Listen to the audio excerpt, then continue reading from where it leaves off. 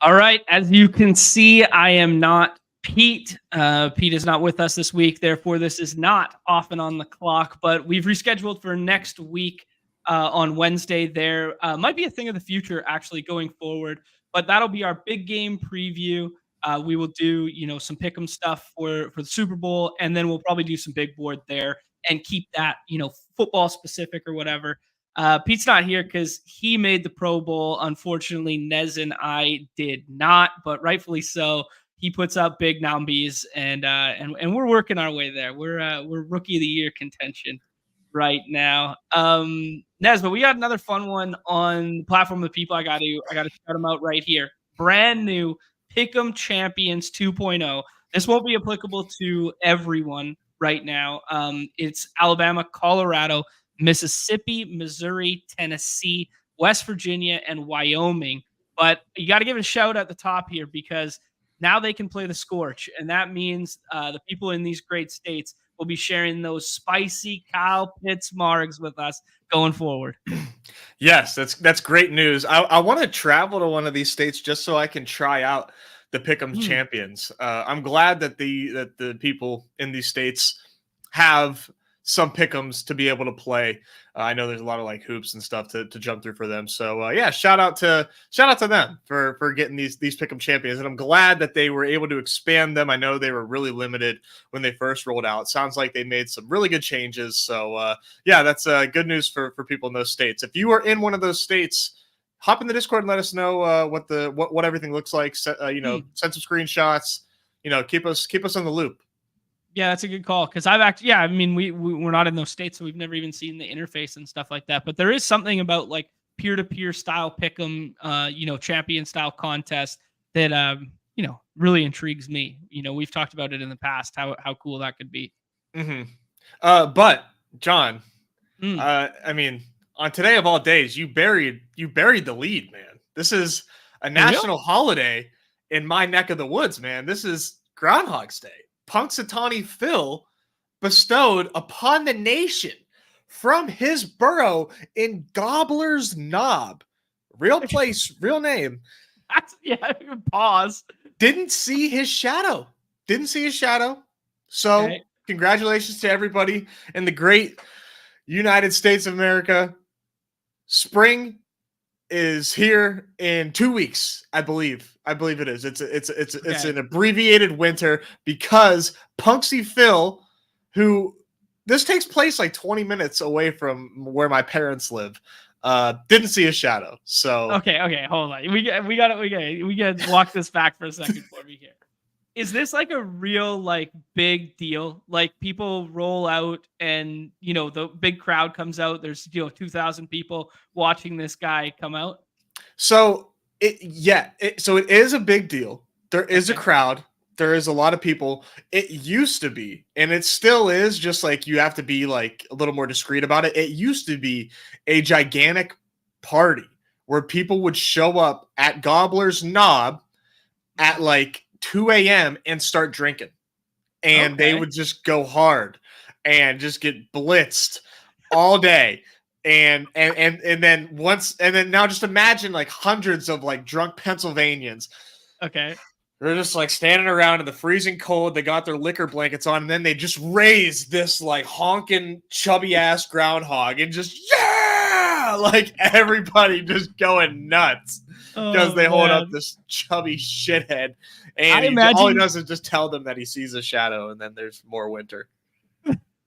That's pretty funny. I mean, my only familiarity with Groundhog Day, obviously outside of just like finding out whether like saw the shadow or didn't see the shadow, it's just a movie, right? Like it's just like that's just an absolute staple of back in the day. Like TBS at 2 p.m. on a Saturday is gonna have Groundhog's Day on. Like just on loop kind of deal. Yeah, it's got to be on loop. It's got to be at least once over. But yeah, a hilarious thing that I love is like a national thing. It warms my heart to see the town name Punxsutawney on my Twitter X timeline. It brings me so much joy. Shout out to the great state of Pennsylvania, the Commonwealth. Last question: when you were a kid, Was this like the Macy's parade on Thanksgiving where like, your parents would like get you out there, go set up some lawn chairs, the whole family would go for the morning? Like, was it like that? I have only ever been in to Gobbler's Knob itself once, and it wasn't Okay.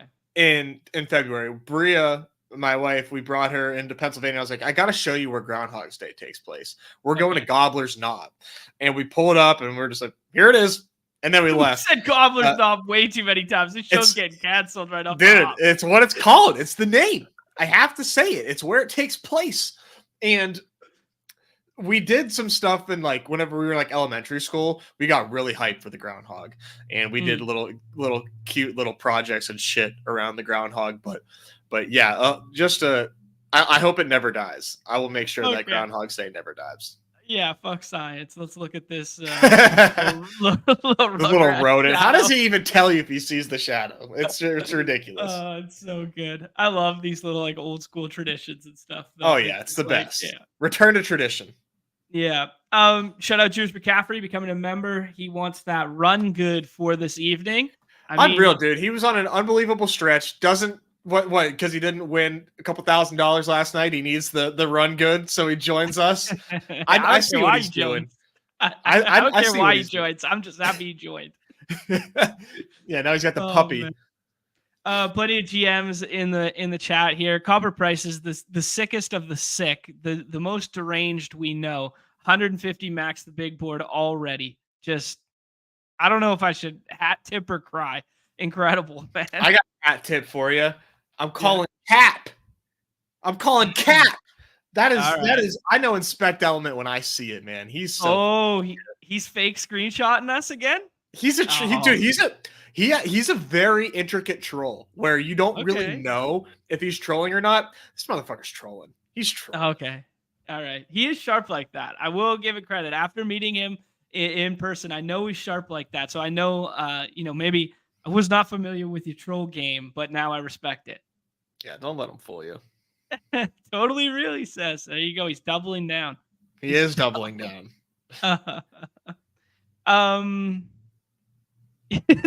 This is a funny comment. Thank you, Steve. This monologue may be why you guys aren't in Arizona. Hey, come on, Steve. This monologue is why we should be in Arizona, and it's a dialogue. Yeah, that's a very good comment. I love that. Oh man. Idris saying when he was a kid, he legit thought winter was over. Yes, that little fucker. Yeah, we were like rioting in the cafeteria because we just couldn't believe that he didn't see a shadow. It was a big deal. Yeah. Speaking of run good, I almost had some serious run good yesterday, man. I tell you what. Yeah. I almost broke hoops last night. Okay, what happened? If Jared Vanderbilt doesn't tweak his foot. Tell you what, man, you might not be seeing me. I might be adios. I might be out of here because I had 40% Jared Vanderbilt. He leaves early with an injury, and I still doubled my entry fees last night in returns, despite Jared Vanderbilt getting hurt. Results don't matter. Better lucky than good. Well, what's the here, Nez? The point is that if Jared Vanderbilt stays healthy, that for sure. Then we are definitely cooking. However, it was just unfortunate, man. What a weird day yesterday was, and today is shaping up to be kind of weird in its own right. Yeah, I mean, it's very interesting. Yesterday, two things about yesterday. The OG DFS guys are coming for us because the guy who won last night, Dean, with the numbers and whatever, that's DFS Sports Almanac from Roto Grinders. Is it really? Yeah. So the OG DFS guys are coming to the platform of the people, and they're intercepting here, Nez. And I'm not thrilled about it. I love that the platform's growing, but from a very personal ROI standpoint, I'm not thrilled that I'm seeing him and Ship My Money and all these guys in our drafts now. But that's neither here nor there. You love to see the growth. But yesterday felt like I could gal brain my way into some back end plays, right? I could tell myself a story with Vandy, with Jackson Hayes, with Santi Aldama, with Precious Achua before he became, mega swap chalk. You could tell yourself these stories, and I could theorize that like, oh, I wanted over the weight on Hartenstein because I wanted to be ahead of the minutes limit if OG couldn't go again and they were on a back-to-back and whatever. So I could theorize these like what I thought were sharp plays. And, I had a really profitable night last night, hat tip to me as well. So tonight feels different. And I'm a little more scared money right now. I'm a little more shook because the slate is bigger and the names are more well known. I don't know. I don't see the guys that I like after the two guys I put on the cover in Siakam and Fred VanVleet. After those two guys are off the board, oh man, you could sell me this pen on 20 guys. Yeah, it's really interesting in that regard where I think that there is like, even if ADP was quote unquote efficient, that I still don't know that it's like something that deserves to be adhered to like 1-to-1. There is just so much ambiguity on this slate, coupled with the fact that there are like 3 games with double-digit spreads, I believe.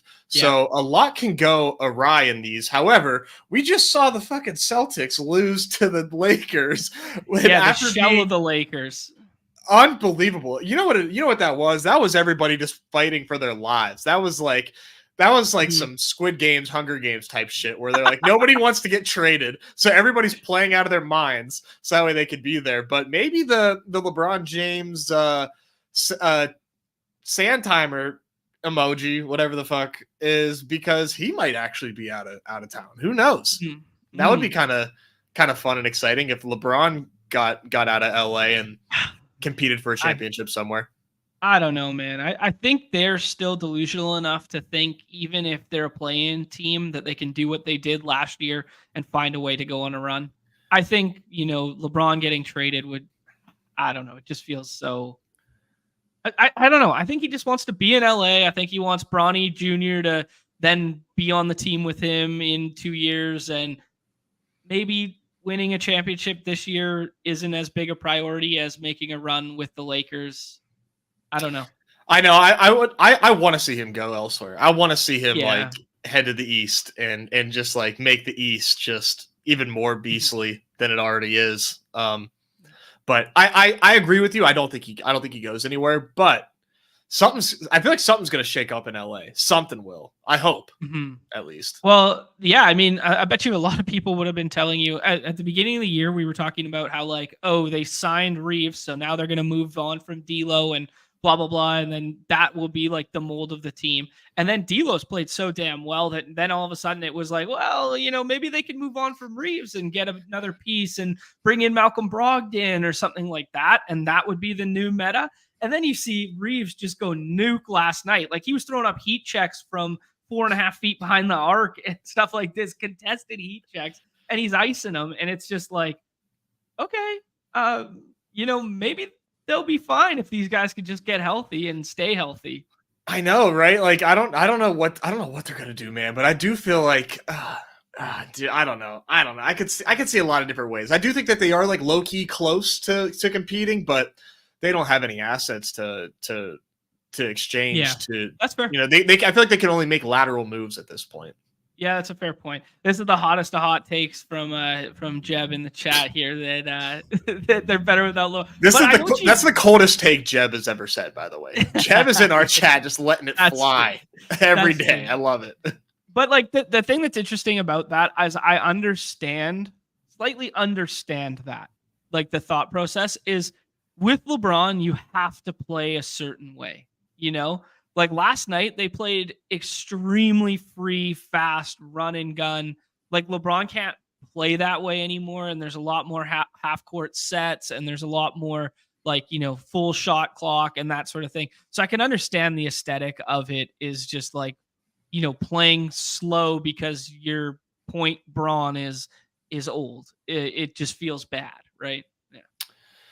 I mean, it doesn't feel bad to adjust your play around LeBron James, who is a top 5 player in the league right now. No, that doesn't feel awful. But they are completely different for certain. I'm gonna go ahead, bring up the ADP and stuff, walk through some of this. I think I've done 30 drafts thus far. Oh shit, I should probably hit the transition while I do that as well. Yeah, I've probably done 30 drafts already here. I find the top of the board extremely interesting today, Nez, and I find the discrepancy between the quote unquote models right now and ADP to be one of the more stark we've seen in a while. So, what's that been doing for you mentally? What's it been doing, leading you towards? What are you leaning into? I think the models need to capitulate a little bit more on Jalen Green, especially against the Raptors. I mean, Okay. yeah, this could be one of the you could liken this to Dante last night, where Dante is running mad hot, but things have changed way more in Dante's situation, obviously, than Jalen's, where Jalen is, playing with a fully healthy squad, but just like filling it up and getting mad usage and being extremely efficient with that usage. But very bullish ADP of 22, but Yeah. projections will tell you Jalen Green is like just out, not even just, but like a full round outside of draftable territory, which, this is going to be like a big battle between, projection bros versus ADP worshipers. Will, no disrespect to the ADP respectors, because like we say, ADP is undefeated around here, but he's not even the most egregious one today, in my opinion. But Jalen Green is one that just kind of pops off the page from a start, as far as the disagreements. I think Kuminga would fit that same mold as well. Like, like the models aren't really factoring in the Kuminga role change, but ADP is. So I think those two definitely stand out at the back end of drafts. I put Fred VanVleet on the cover because I was like, okay, this is the Toronto game. And I was like, he's projecting well, and you got this Toronto game narrative. I think there's like a potential path for the team, and this is all narrative based. There's no fucking data in the world to back this up, but it's all just like, okay, let's funnel some more touches and give him like the greenest of green lights, because he's not a guy who's been shooting at a very high rate in recent memory, especially during this hot stretch of green. And we've really seen a downtick in his output because of that. I mean, the assists are always going to be there because the ball handling is always there. But I just kind of saw a path, especially if Sengun didn't go tonight, that maybe there would be something there. So kind of similar take to you, but with like a bro science narrative of this Toronto thing. Yeah. Right. Yeah. I mean, Toronto is coming into town, I believe. I mean, if you really are like looking into this narrative, like they are like coming into town, but I'm telling you, man, I mean, it hasn't turned into like real dollars yet, but one of the things I'd like to do is target teams against the Raptors right now. But we'll see if they get IQ and RJ back, what that does for the game and for pace and whatnot. I like Fred today. I like Fred most nights, but he is just impossible to get right. But the thing is when you do get Fred VanVleet right, like he pays off in massive ways, because the field is tired of his shit. So you're not paying for his ceiling. Whereas like on the other hand, I mean, not necessarily a similarity here, but Paolo Banchero at pick 14 against the Timberwolves. Is there any way that you can explain this to me? No, just people like looking at box scores from earlier in the year when other people were out and the usage was crazy. I mean, maybe Gobert got downgraded to a Q tag. Maybe that's a little bit of a bull sign for him to have a slightly better matchup. But yeah, I can't really get on board with it right now, especially when they're not like missing bodies, right? Because like that's where all the fully healthy. They're like the healthiest they've been. Yeah, and they're facing the Timberwolves. Like the thing that sucks though is that watch this be Paolo night. Like ADP just works in very silly ways, and it's true, man. This is definitely going to be the night where the Paolo ADP pays off, and we're all tilting our faces off. But I'm not going to play that. I'm going to be fading Paolo, but I just had to bring him up because that is just like the elephant in the lobbies right now is why is this dude at pick 14? Yeah, I think some of the other ones to move back up to the top of the board where like projections and ADP are differing, that is pretty stark, is most of the models will take the Wemby Stan over the Sabonis and Phoenix kind of tier. So I think that's a very interesting discussion there. Steph finally showing a little bit of a ceiling in recent games here. I don't know if we can anoint Steph as back to being like that kind of like baseline 45 to 50 every single night. And then there's Scotty Barnes, because the models love Scotty Barnes and the models have already factored in that RJ and IQ are going to be back. And Scotty Barnes has an ADP of like 18 right now. So like if you take them with those guys in, now all of a sudden if you take those guys out and we get point Scotty tonight in this game, I don't know, like should he be going in the Miles Bridges range or something like that? Anyways, a lot to unpack there. Yeah, no, that's one thing that I noticed too was like, wow, that Scotty projection today is pretty bullish. I mean, per this little like the sources that I merged together and regress a little bit, he's ranked 15th overall today, which being three spots ahead of ADP is pretty big deal on a 10-game slate like this. So I was really surprised by that. And like you said, that is factoring in RJ and IQ being in. So that like really surprised me. And considering the fact that Scotty just had probably his worst game of the season last time out, or up there with one of his worst games of the season.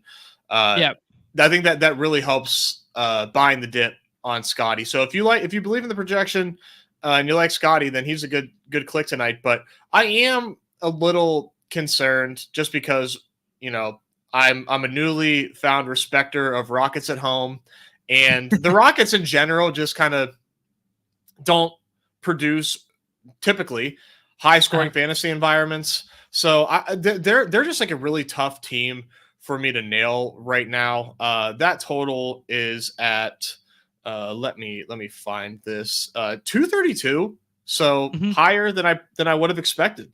That's like way higher than I would have expected. Back-to-back Rockets games in the 230s. Unheard of. Uncharted territory. Why is that? Are the Rockets like? Are the Rockets is that Rockets like defense, or is it a defense thing, or is it a pace thing? I'm not a smart guy, so I don't know. I would love to know why that is. I just click buttons on the best players every night. I don't do deep dives and things like that. I would love to know what's going on there, because that is really intriguing. Intriguing. Yeah, very much so. Speaking of intriguing, let's move to I think what a lot of people will deem game of the night. Because you got all these high-priced assets at the top end of boards, and you can get as many as 6 to go in one draft, and there's probably more viable options than that. It's very tricky situation to navigate because I don't know who's going to be the best player on Phoenix on any given night, but this Phoenix at Atlanta game sets up to be, put up big-time numbies, break like 260 ish total area if things go right here just with the talent in that game. How do you feel about Durant, Booker, and Trey's ADPs relative to everyone that are around there? Are you trying to get overweight that game environment? I kind of like Trey over Kawhi. Okay. Just because I think this game better chance of staying close while also putting up a lot of points. Obviously, the Pistons are a great team to attack as well, and Kawhi is really playing some inspired basketball all season. But getting Paul George back after sitting out from back-to-back games of minutes restrictions, I think will cut into there, and that's not necessarily maybe being factored in, or maybe it is and it doesn't matter. But I kind of like Trey's ceiling at least over Kawhi tonight. Okay. I like Wemby before KD tonight, and then I'm forever team Booker over Durant as well. So, another night of being light on Durant, but I don't want a full fade against the Hawks. This is like a really fun range, man. I'm not mad about whoever I get. Yeah, that's fair. I think there's kind of like a line in the sand at Steph, in my opinion, and then from like 10 down, we can mix and match whomever and whatever. Like I've been pulling up Sengun in that range, but I think this front end here, I agree with you. It's a very like ambiguous tier from Sabonis through Trey, basically. Yep. Yeah. Ambiguous and fun, which, that's not bad. You can kind of like, I'm going to probably try to be flat here. I don't have any reasons or leans to be way overweight other than like Wemby. Like, give me a lot of Wemby against the Pelicans. Yeah. The Sac one, we got a little narrative street there. They played not that long ago, but in Sacramento. And then now the Sabonis going back to Pacers kind of narrative here. Yeah. I was expecting a Q tag I was expecting an out tag midday for Hallie. I was shocked that we got Q tag. Maybe before I jump to the Pacer stuff for a second here, I actually just want to get your opinion on is there any chance Joker misses tonight? And is there any reason to take him over SGA at the top end of boards? I certainly think there's a chance he misses. It's the Blazers. They're not.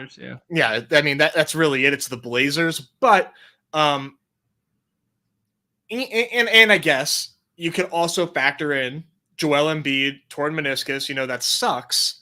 That was his main MVP competition. I know that SGA and Luka are looming, but maybe he kind of feels like he can take this extra game. I mean MVP. Yeah. I don't care what kind of goofy funny interviews Jokic is doing. He cares about MVP. So yeah, fair enough. Yeah. Kind of up in the air there. I am going back and forth between taking him above Shea, but I think there's a chance he sits, but also he's only missed, I think, like 2 games this season. So, he's not necessarily one to take rest days. We can very much consider him rested and ready to play. So not fading Jokic, but I'm not like saying slam dunk he plays either.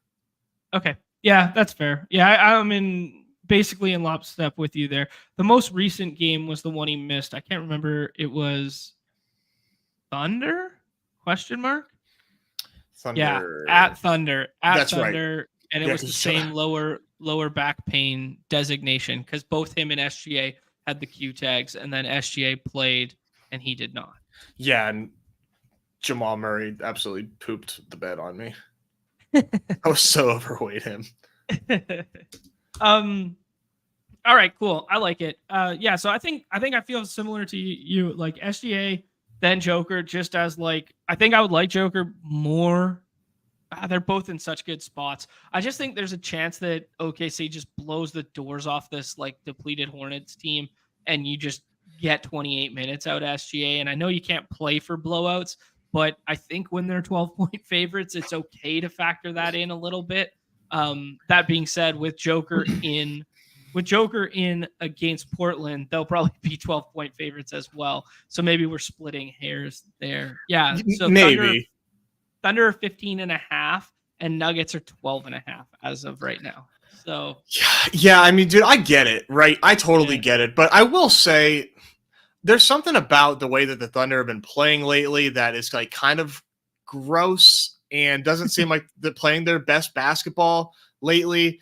And yeah, the Hornets are so depleted, but like, I don't know. Are they pesky? Are you ready to move them up in the rankings to pesky? I can't give that.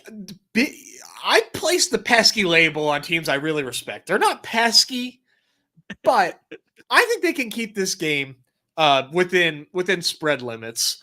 And whether or not that's bullish for Shea or not, I'm not sure.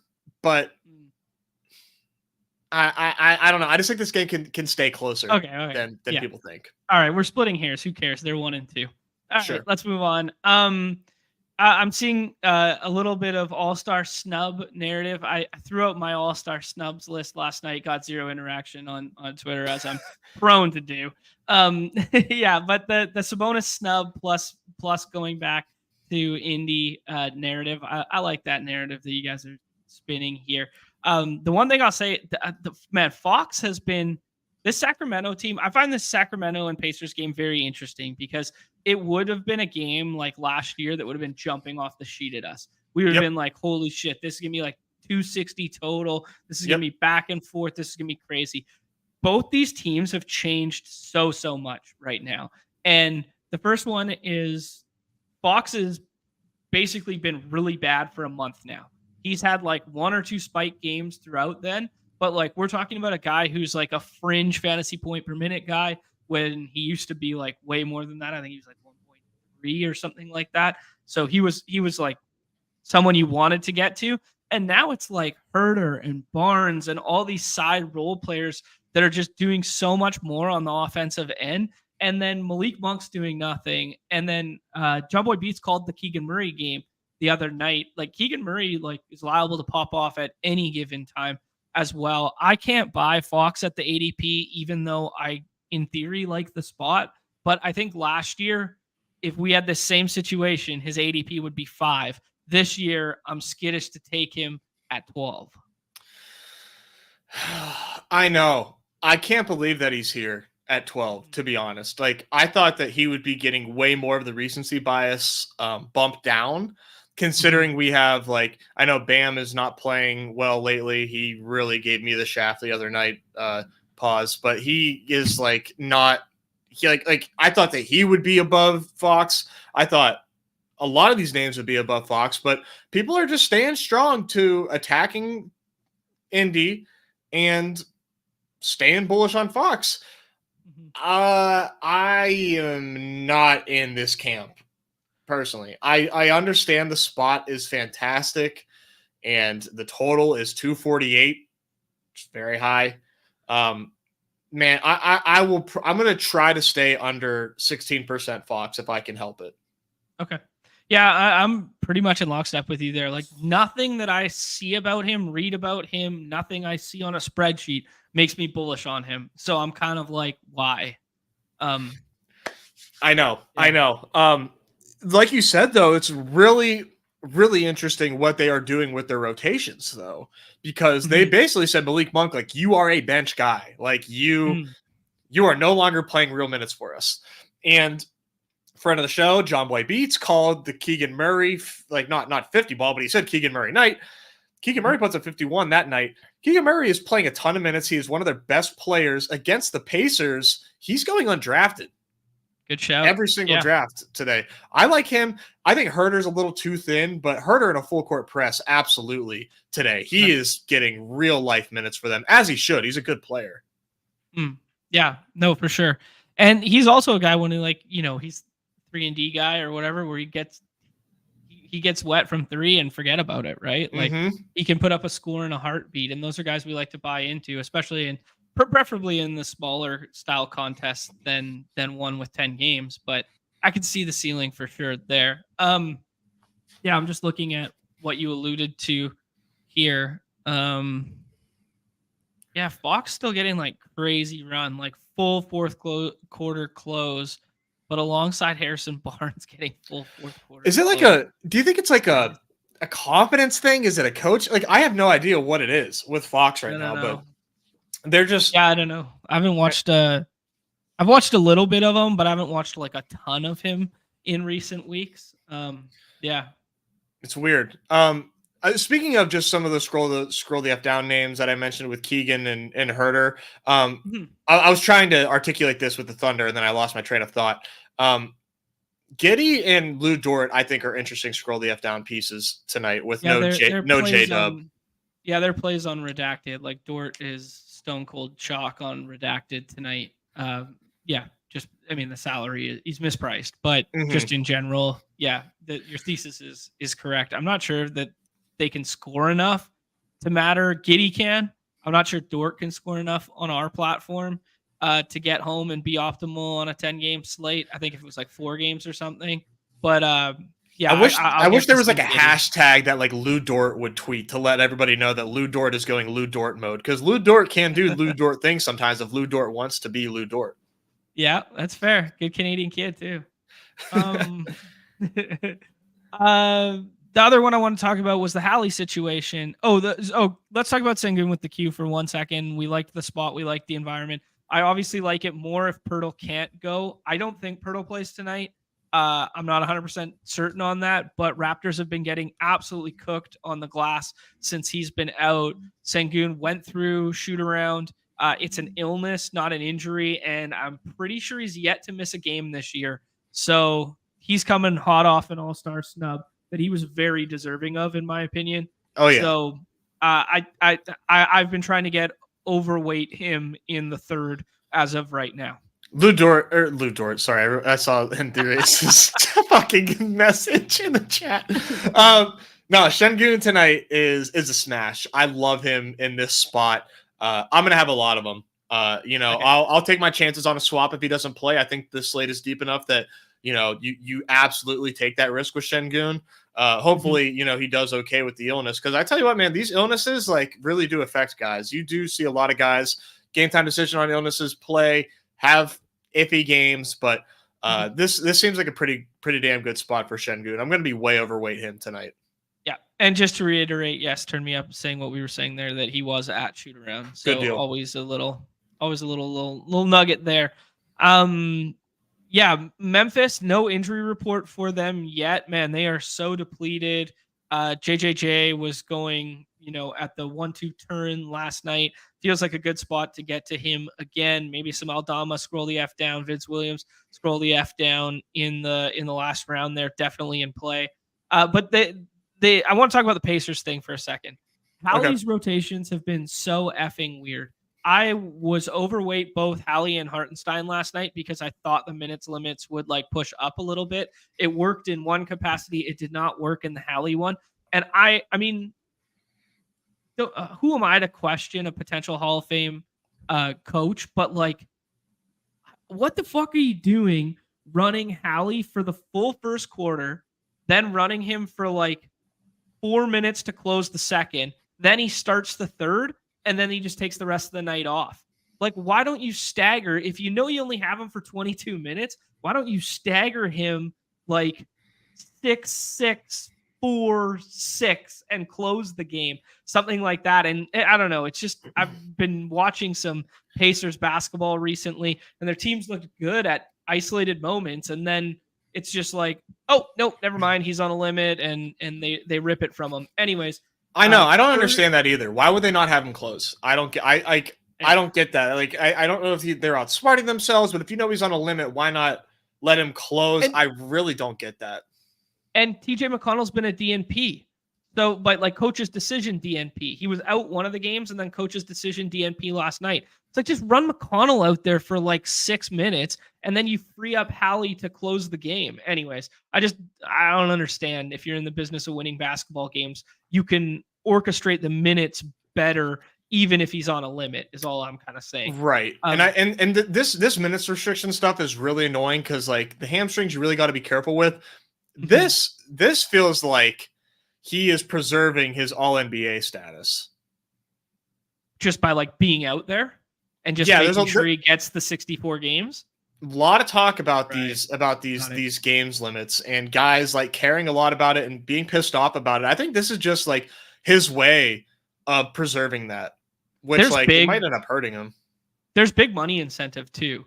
If you make first team All-NBA and second team All-NBA, people joke about All-Star game and stuff like that, and oh yeah, it doesn't matter. Who cares about these snubs and stuff?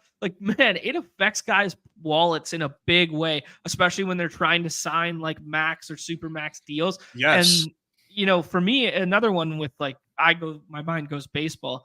Guys look back at Hall of Fame, and they just look at a spreadsheet. Well, he only made 6 All-Star games, and it's well, no, man, that was such and such a year that there were these 2 other second basemen available. And anyways, I hate when people say that the All-Star games and Pro Bowls and All Pros and stuff don't matter, because they really fucking do when people just look at a blanket sheet resume 10 years from now.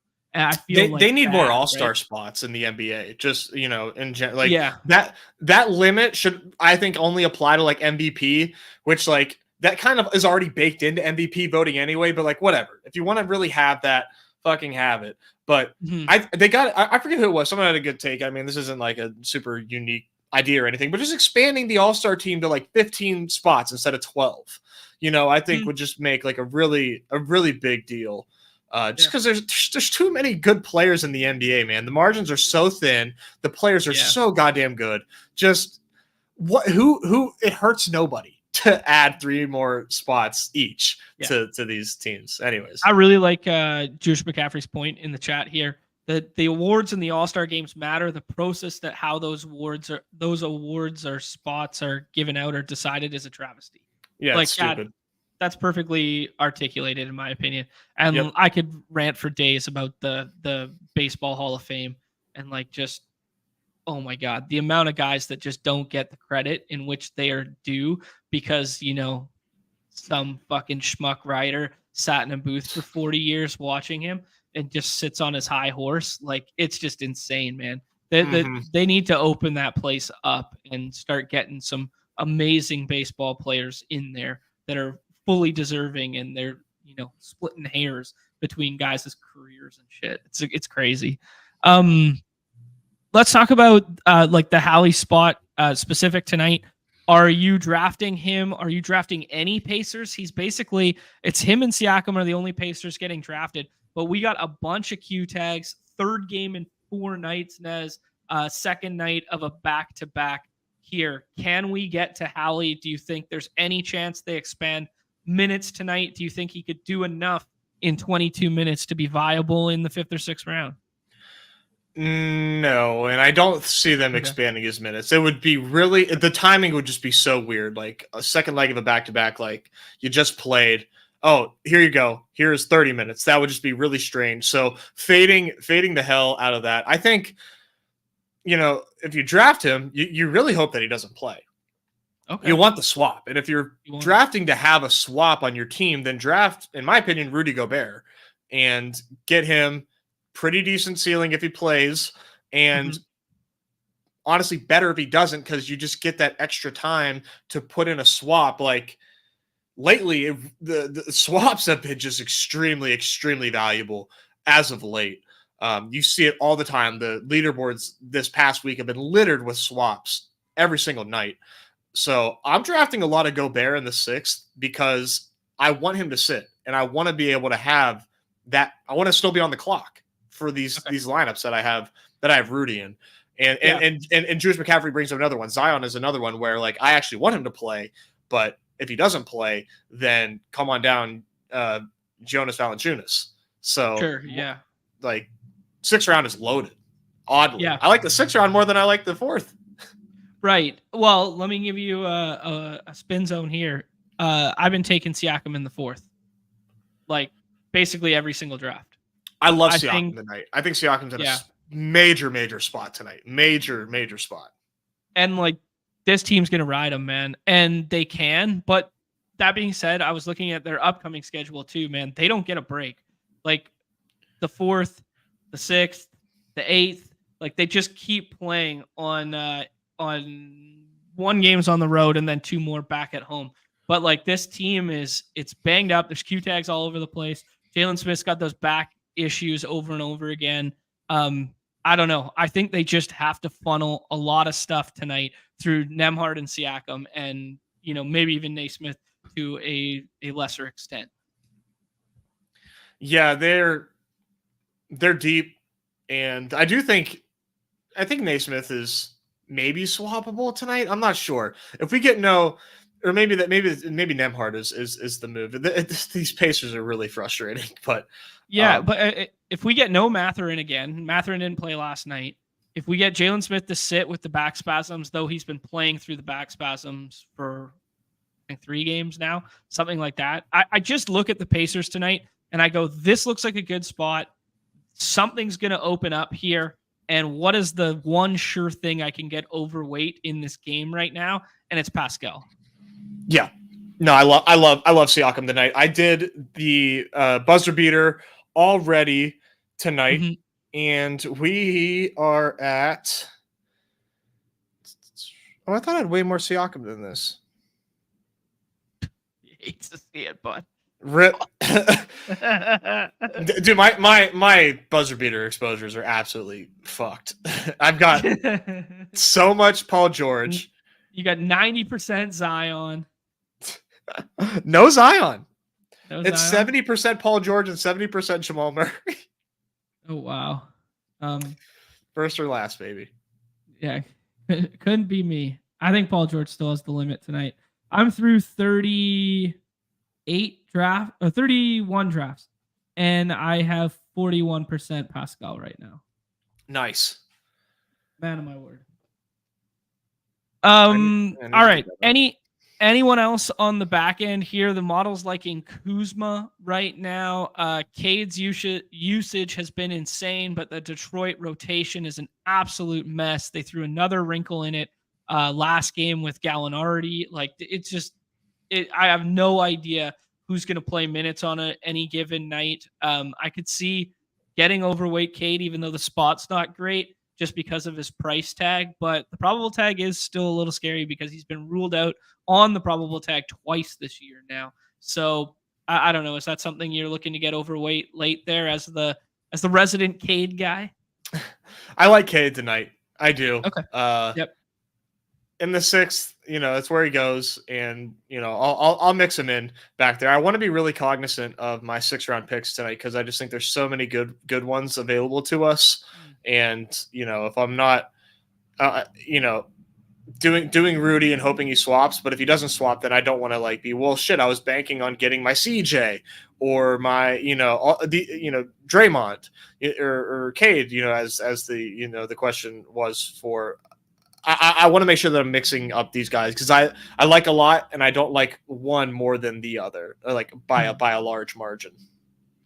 I wish it was kind of a shorter slate because I think Looney would be in a good spot tonight. But on a 10 gamer, you could never get there on a 10 gamer. But like Draymond's going to start tonight, and Memphis can't board, man. Like JJJ just for whatever reason, I don't know if it's just because he's like such a good big for contesting shots that he's just not near the glass enough. And Xavier Tillman was ruled out late last night. I mean, I don't really see who's going to get boards there. And I think, someone could clean the glass against that team tonight. So maybe it's Draymond. I would have liked it more if it was Looney, but it's not going to be Looney. Draymond will have a double-double tonight, and it will be boards and assists. Yeah, I like that shout. I could fully see that. And 4 stocks. I mean, he's been playing really well because he had that long absence. And against Memphis, man, I love Draymond tonight. I really like Draymond tonight. Okay, I like it. Yeah, as a 6th-round pick, feels really good there. Are you getting to any Miami stuff in the 6th round here in Rozier or Hero? I have no idea what to do with Miami, so no. Okay, yeah, no, entirely fair. I mean, they're really tough to pick between the two.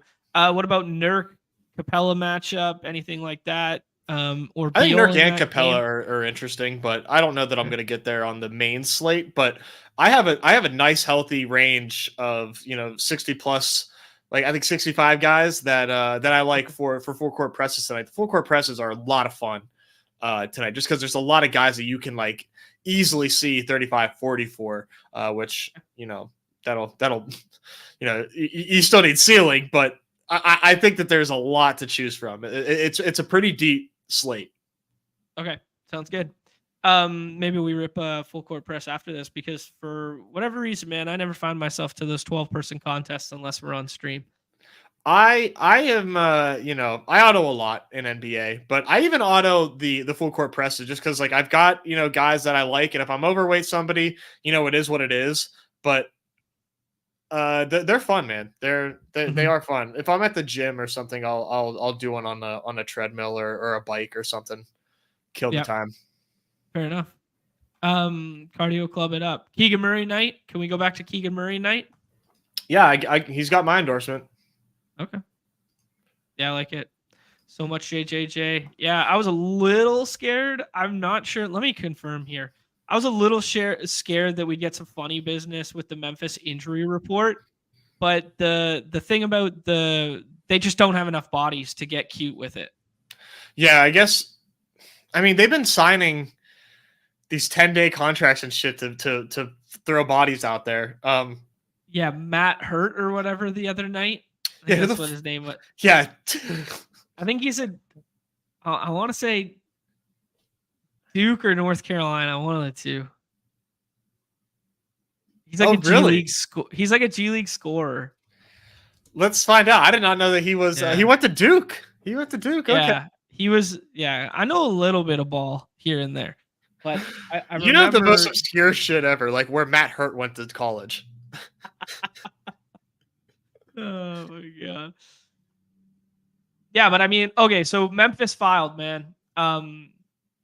Luke Kennard has the Q tag. Derrick Rose, perennial Q tag. He's not going to play. Xavier Tillman, doubtful tag, carried over from last night. So Zaire Williams is already ruled out. Marcus Smart's out. Blah, blah, blah. Everyone else is out. So, yeah, man. Some Vince Williams in the 6th round feels fine. The ball handling rule has gone a little bit away when they've starting Scottie Pippen Jr. And Scottie Pippen Jr. got off to a really nice start last night. Didn't follow it up with much after that. But that ball handling rule has gone a little bit away in recent memory because of that. I'd be all over Vince Williams today if it wasn't for Scottie Pippen Jr.'s emergence, but I will definitely mix in some capacity. Yeah, it's just tough on a slate this deep to get to those Memphis guys, but against the Warriors, man, it's kind of a good spot. Man, everybody's bleeding the clock in this draft. Yeah, are they ever? Yeah, Ron was saying, hate when you guys are on auto. Makes me have to wait on the damn clock. Yeah, sorry. Sometimes I have push the plane. Sometimes I have to jam them in as fast as I can. I'm not near my button clicker, so I can't push the plane. Oh, you're one of those scumbags now. I am. Push the plane. Hey, okay, so we'll put this one to the chat in a second here. I think Booker seems like the clear pick here, and then Trey, and kind of load up on that game. Trey, yes. Yeah, I like that. Yeah, Wemby's already gone there. Get your Mr. Good Boy emotes out. Uh-oh. Sorry, go ahead. No, that's what I was going to speak to. Was the emotes there. Let's do away. I got a plan here, Nez. We're going to do away with the puck and the basketball and the football ones because it's redundant. If you want to put a football in the chat, you got access to it on your phone. I think we got to do a scroll the F down one and a push the plane one for sure. Yes. Now I'm listening to the chat on the next two. Yeah, let us know your thoughts. Give us some emotes. I got another one that we could potentially do that I hadn't floated your way yet. A Homer Simpson hedge emoji, but with your face on Homer Simpson's face. The Nez hedge. The Nez hedge emoji. I like that one. Not bad, eh? Yeah, that's good. The boy's creative once in a while. I was thinking about a hedging one. I'm like, what do we do with the hedge? How do we make that work? No, I mean, I hate being a clock bleeder, but man, there's times when I just got to pile in drafts, and unfortunately, the easiest way to do it is to ignore those extra 2 clicks on the plane. Yeah, exactly. It's not ideal, but you know, I find myself in predicaments sometimes. Yeah. Okay, Bubs, get out of here. Andrew's chiming in here. He needs to know who to draft at the 102. Nez, I think that's pretty easy. Going to be SGA or Jokic there. If you don't know the answer to that, Andrew, should you be in those drafts? Hey, shout out Andrew won the employees contest the other night in hoops. Oh, did he really? Yeah, I saw him tweet it. Come on, Neumy. How the guy doesn't know who to take at the 102 and you're losing. Come on, Neumy. Unreal. Chill, man. Nobody knows ball around here, Andrew. We're just clicking buttons. Yeah, Nez hedge. There we go. Yeah, I think that wins. Yeah, Easy guys, go check out Easy's stream. Easy, I'll allow you to drop the link in the chat, or actually maybe that doesn't even allow you to do that. Not that you wouldn't not normally be allowed to, but I'd like you to, or drop it in the Discord or something. I saw Easy was doing a stream last night, as I just got like the notification or whatever, but I imagine it was his first baseball one because he'd been doing. I think so. No, no. No, he refuses. He No. refuses to drop it in there. Yeah, he had a good one with Sheep and Sports Viz BJ. Nice. It was good. I need to finish my watch of that, but yeah, no, good audience or good crew there. Cool, nice. Yeah, I gotta get caught up on some baseball stuff there. Yeah, we'll rip a baseball. We'll rip a dinger or something right after this. New Eliminator contest is in there. Not really sure how to attack it yet. Okay. We got the Cat narrative without Gobert. We got Chet without J-Dub. We got the JJJ, which I think is my favorite. I think I like JJJ and Barnes. What do you like, Nez? Yeah, that would be my pick. Okay. For both of those. Yeah.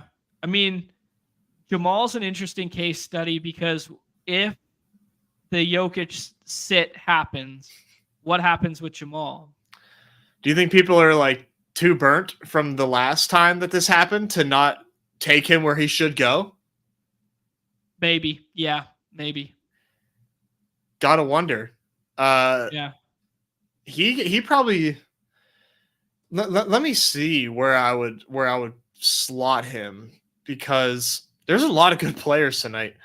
There are. I'm not sure how far he could move. I think he could vault like Cat and Scotty Barnes if you don't believe the projection on Scotty. But Scotty could do the same thing if we get no RJ and IQ.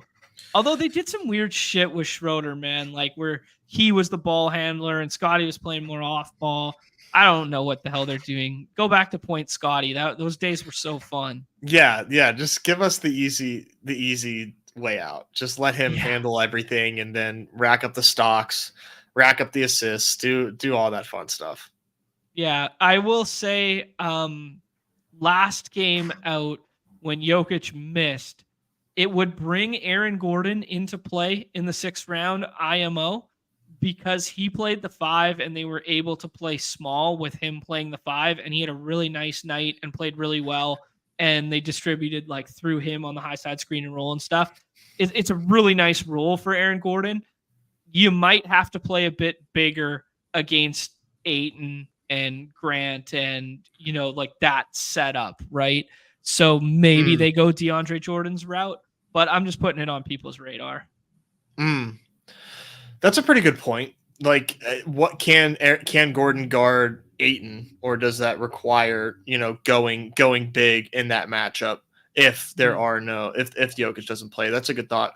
I went MPJ when Jokic sat in the 6th. I thought that he had the chance to fill it up, and nope, it was Aaron Gordon. That was the answer. I mean, MPJ definitely gets a bump without him because he just shoots more, right? And he's a classic like if the three's falling guy, right? So I don't think you were wrong in doing so. Yeah, I tried not to beat myself up over it. Such an easy comment. Find it or don't. I don't care. So you love it. Guy wants no fanfare. Fred VanVleet goes there. We are given this perennial Q thing. Let's not take the Q, Nez. Let's make a stand here because the Q's boring. Okay. Let's Keegan Murray night. Okay. I like Keegan Murray.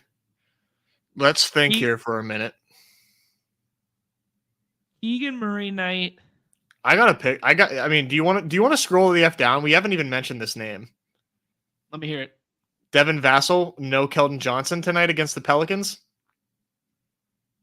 Johnson's officially ruled out again? Doubtful. All right. Let's do it. Yes. You love Vassell. I love Vassell. You love Vassell. I think Vassell has no ceiling. Like, I think Vassell's just like, with Wemby out there, he's just, there's going to be no boards. There's going to be, I don't know, maybe. I think his ceiling is 34, 4, and 6, and that's not going to win you a 10-gamer. That's not going to win you a 10-gamer. But it might. Let's pull up the draft board. Pull up the draft board here, and let me just paint you a picture. All right. You might need to pop it out so that way we could see where people end up. But like Halliburton, he's going to outscore Halliburton. Kyle Kuzma could give you like the most flaccid 35 ever. Let's assume that's fair. Vassell gets us like 41. Zion could give you, he could rug you, give you 36. Like it's just we don't necessarily need a 60 ball, assuming no other 6-rounders put up 60 balls. Sometimes you just need Devin Vassell in the 6th. It could be a really frustrating night for these 6-round picks. Let's see who else goes. Cade scares me. I think Cade has 50 in his bag. I think he definitely has 50 in his bag. Cade for me is just always going to be the minutes, right? Like it's just the usage has been insane while he's been out there, but especially since coming back. But like this Detroit, like look at this. I'll pull this up right now. Like just look at how many guys are in this rotation. 1, 2, 3, 4, 5, 6, 7, 8, 9, 10, 11 guys got minutes last game. Well, the good thing, Mike Muscala got hurt, right? That's why he doesn't play after the first. Fair. So now he's out. But they got Gallinari stepping in, I believe. Mm-hmm. I mean, Kevin Knox sucks. Don't even need to put him in there. But Sasser and Morris are kind of chew in a little bit though. The crazy thing about this is there's no beef stew and there's no livers on this sheet. Like, beef stew's not going to be in there again tonight. He's out for another, maybe it's like 2 weeks or something like that. But I just find it very interesting. Yeah, no, I mean, there's way too many folks in this rotation for sure. Yeah. Like I'd rather go to Memphis tonight because at least I know they're condensed. Yeah, and they still have a good Vince matchup. Williams. Here we go. Give me Vince Williams. This will be spicy as hell for you. Give me Vince Williams over Cade tonight. Wow. I mean, like, that's not a hill I want to die on, but like. Who was the last pick in that draft, by the way? Do you still have it? No. Do I refresh it? Oh yeah. I can't refresh this tab for whatever reason. Yeah, hit F5. Out. You're on PC? Okay.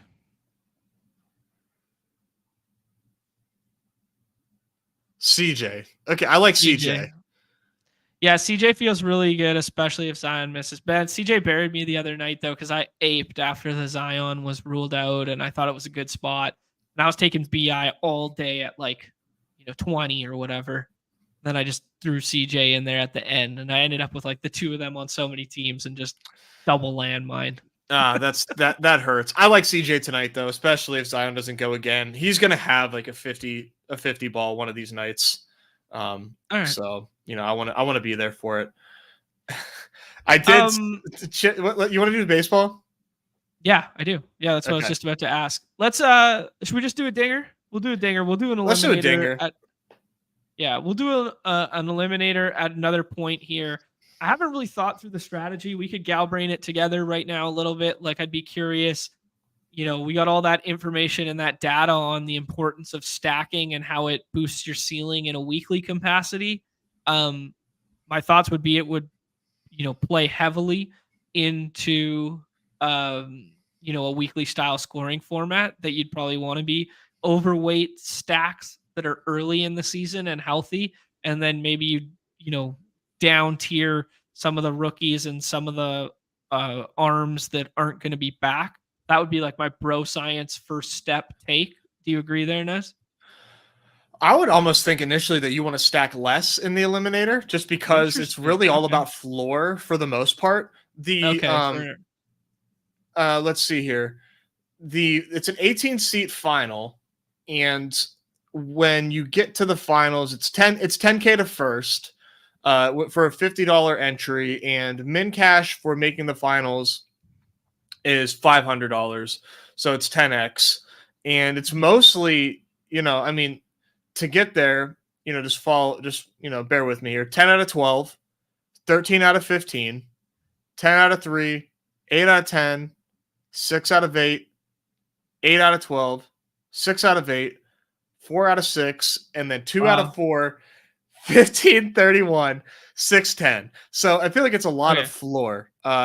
This is Judge for me when I'm drafting dingers, but you like Judge over Soto? And dingers, but I like Soto over Judge in the Eliminator. Oh, I see what you're doing there. All right. You like the ceiling of 70 home runs. Soto might be the 101 in the Eliminator. I said that in Discord, like tongue in cheek, but like low key, Soto might be the 101 in the Eliminator. All right. Low key. No Bo Sox saying he's Judge over Soto as well. What do we got here? BS Perfect saying he's got the 104. Oh, he already took it. He took Ohtani.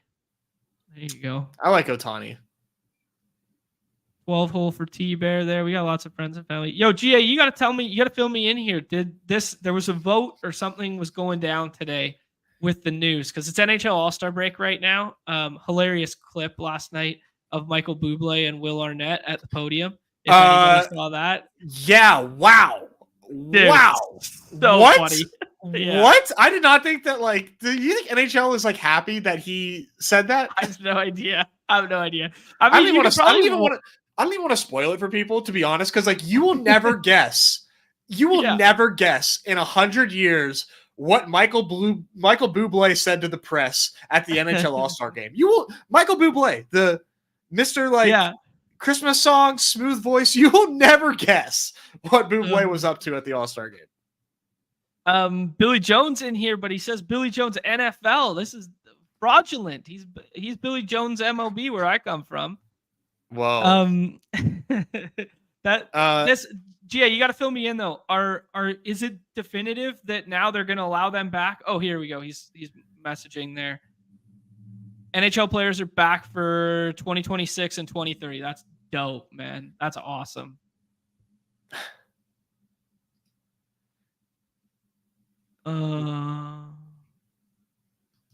We have a visitor. Oh yeah, we do. Here, let's do it. There we go. Oh God! What? Wait, there we go. There we go. I had to pop on because I have a new emoji or idea for you to put on there. You want to give it put a rug on there, bud. Never met anyone that rugs the community more than you, John Boy. Me? Holy What'd hell. Eliminator plus dinger. Eliminator plus dinger. Let's just skip the Eliminator for a second. Let's get all right. Yeah, we talked about it. We talked about it. Oh my God, what a rug. What an absolute rug. Talking about it in our DMs. Like, you guys should do an Eliminator. Oh yeah, we'll do one for sure. Puts it on the thing. Eliminator plus dinger. And then just, let's just hop into a dinger here. Why not? It's like, what the? I literally threw my arms up and had to decide. I know. You probably dislocated your shoulder. I have about 10 minutes free, and it all came on here just to specifically come on here for this and ruin your guys' draft slot here. So go ahead. We got to say something for the paywall, Neumy. That's paywall. Do you like JRAM here? Do you like? I mean, I keep clicking Devers, and I know Easy likes Devers. Who do you like? I think I like JRAM. Okay, let's take JRAM, and then No Bo Sox is going to take No Bo Sox, and we're gonna get Devers back here. Yeah, that's the plan. How did you not take LBJ? Dude, he's spooked on the tool shed. I know. Spooked on the shed, man. Spooked on the shed, and oh my goodness! Well, I gotta find things have changed, Neumy. You leave, and now all of a sudden, John doesn't tout the tool shed anymore. I mean, I gotta find a new tool shed. I gotta find a new tool shed. Last year's tool shed can't be this year's tool shed. Is he gonna come in the same range? In that same like 60 to 40 range, or what? Yeah, I'm gonna find my guy in there. Currently, it's Christopher Morel, but he's a little bit deeper. Obviously, doesn't have the same tool shed ceiling. Lefty killer. Okay. Lefty killer. Turner, Corbin Burns with a new home. We should talk about that. Devers. I think Turner. Okay. You're getting a pretty steep discount on Turner. He didn't even have a good season, and he put up 1.4K last season. Yeah. You know, get him an extra season there. He might be infield one. He has that type of ceiling. Listen, you know? I know he hits the ball into the ground. And I know he had his outlier season at a little tiny ballpark. But who's to say one of the best hitting prospects of our time doesn't simply figure it out and maybe have that season that everyone expects and knows.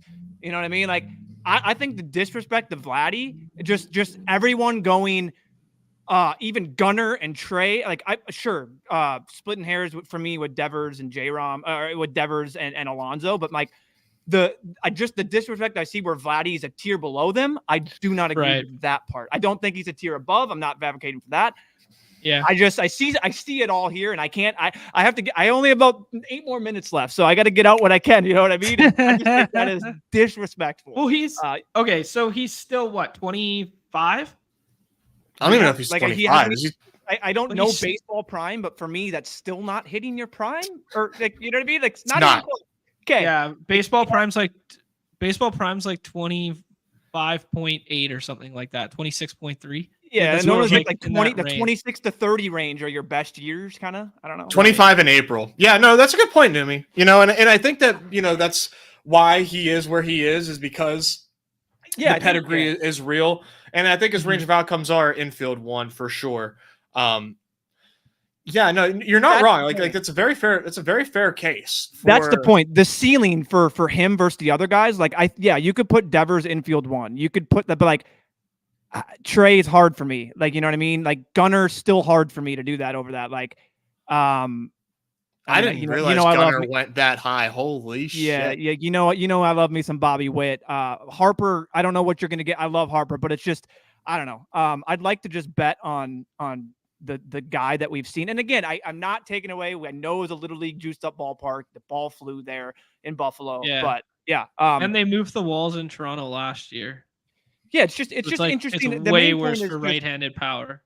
Yeah, people seem to have him as a tier, just a full tier below all of these guys, and I'm just like, that's the part where I'm just like, I don't think that's. I don't agree. I think to your point too, a fun hypothetical to play out is what if the Blue Jays as a team like regress positively, and Bo has, you know, a good season, and Springer has a better season, and Vlad figures it out. That could be a really, really awesome stack that is easy to get. That was like a good point. Really hard to draft last season. Yeah, like what if it could be like Cubs of last year. Yeah, what if you come into next year and it's like you're looking at this like, and I'm sorry, I'm really unfamiliar to where is Bo going? He's still not going. He's like 60, 50. So like 850, something like that. So you can get this top stack just so easily. And like, you know what I mean? Like this could be the stack that's like all of a sudden it's like that Brave stack. Maybe not like fully pushed up into everyone in the first round, but like a stack where it's like, wow, you could have got it so easily last year. And now it's like, it's not going to happen. So just thinking about those range of outcomes. Yeah, I love that shout, Nezzy. Do you guys get bullish on Teoscar now that he's with the Dodgers and the Dodgers actually wanted him? You saw a lot more Teoscar, and I guess baseball did than I see. And I don't know. You have to tell me. He just seemed like he was a very streaky guy. And it's all or nothing. Exactly. Do not draft territory for me. Like just like cannot do it. That's fair. That's high. That's a high price tag. I would take like a dozen pitchers behind him before I take Teoscar. Okay, this feels like Gallen to me. Like Gallen feels like a tier above. Him and Nola feel like really good. Yeah, I like Gallen a lot.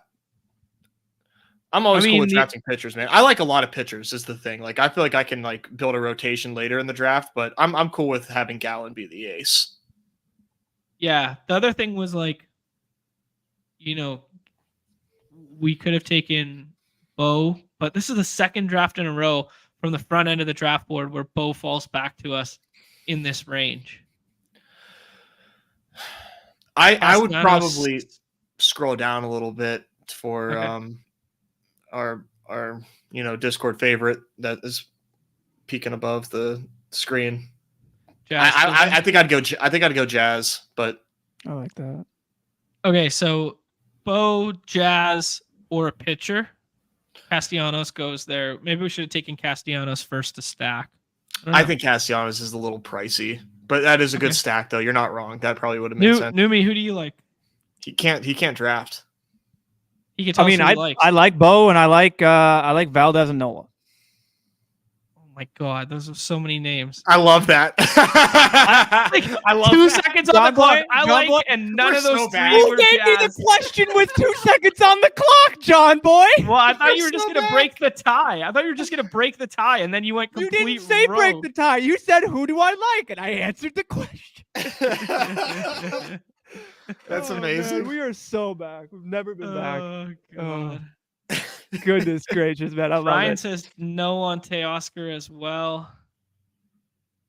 Nah, Teoscar is way. T-Bear saying if Nola feels good, you might want to check your feeler. That's a good line. I like that. I don't know, man. I think Nola has a chance to have a really good season.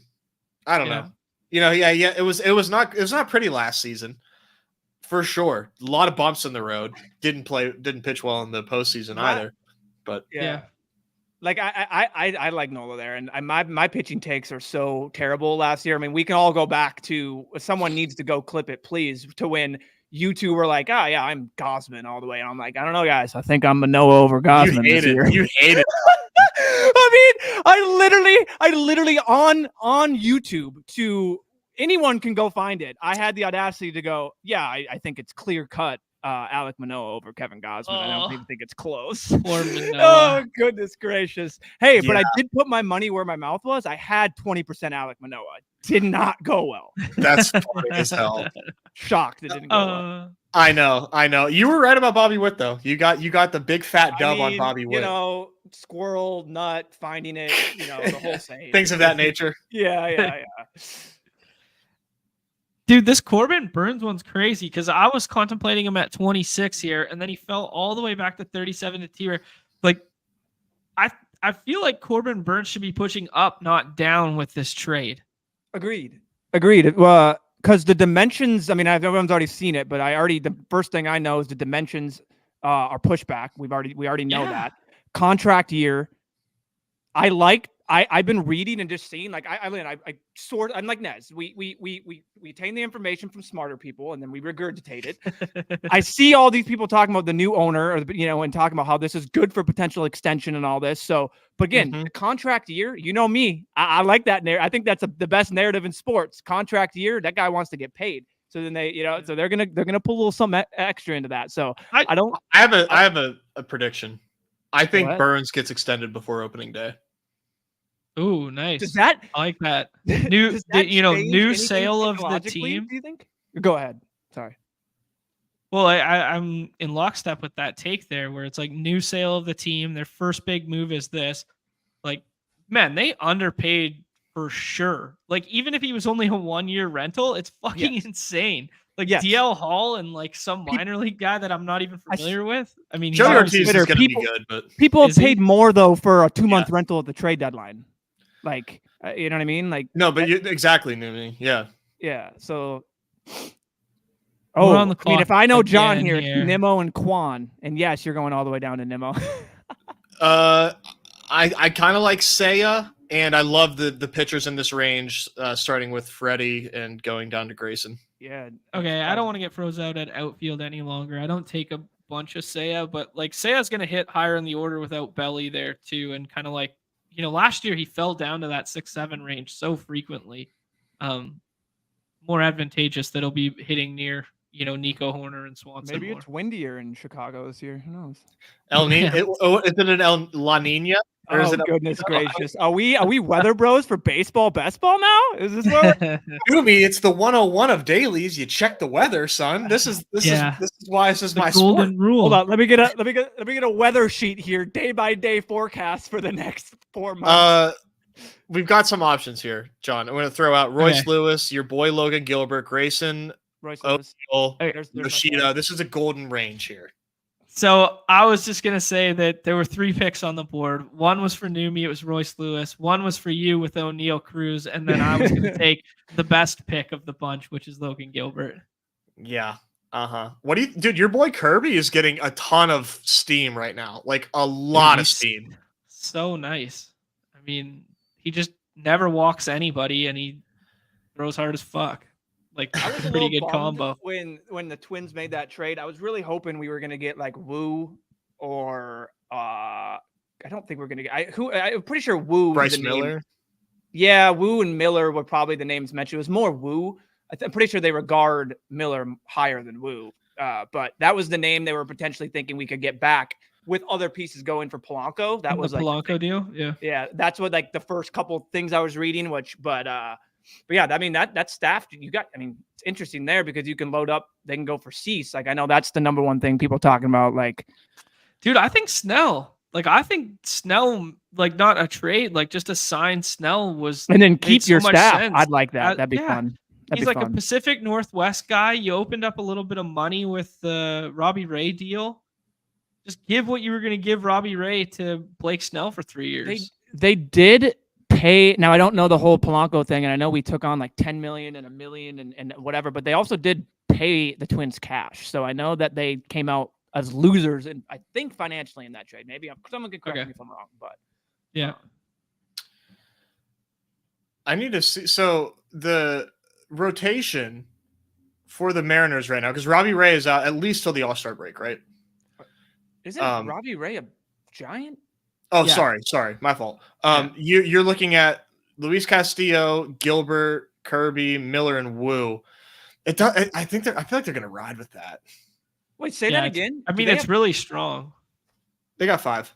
That's pretty nice. Like to name off 5 pitchers that I legitimately like know. Like normally it's like you get down with the 4 or 5, and it's like you're throwing out. I don't know, and just garbage. And they got young Matt Brash in the bullpen too. I mean, yeah, man, Matt Brash is nasty. Yeah. Okay, who's got the best pitching staff in baseball right now? Probably other than the Dodgers, because it just has to be. Yeah, I was gonna Dodgers, say, can we take out the Dodgers? Because I'm gonna probably go with the Dodgers. Like Yamamoto and if we're concluding Ohtani in there, it's clear cut Dodgers. If we're not, then he won't pitch this year. So let's just say this year. Okay, for this year, correct. All right. Bobby, I gotta take. I mean, yeah, it's Baltimore.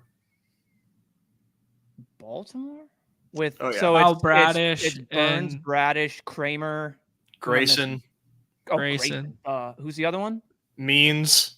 Oh yeah, Kramer. Yeah, All-Star John Means. Nice.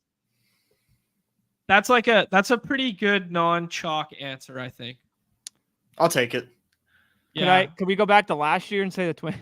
they had a good one for about like 3 months. We had a good one. Well, I mean, like Pablo and Joe Ryan still at the front end of that, right? Yeah, but now Paddock, DeSclafani, Ober. Are you a Rodon believer, John? Yeah, I've been taking him almost every draft. Nobo Sox will take him if you don't. Okay. I'm a big Rodon bounce back.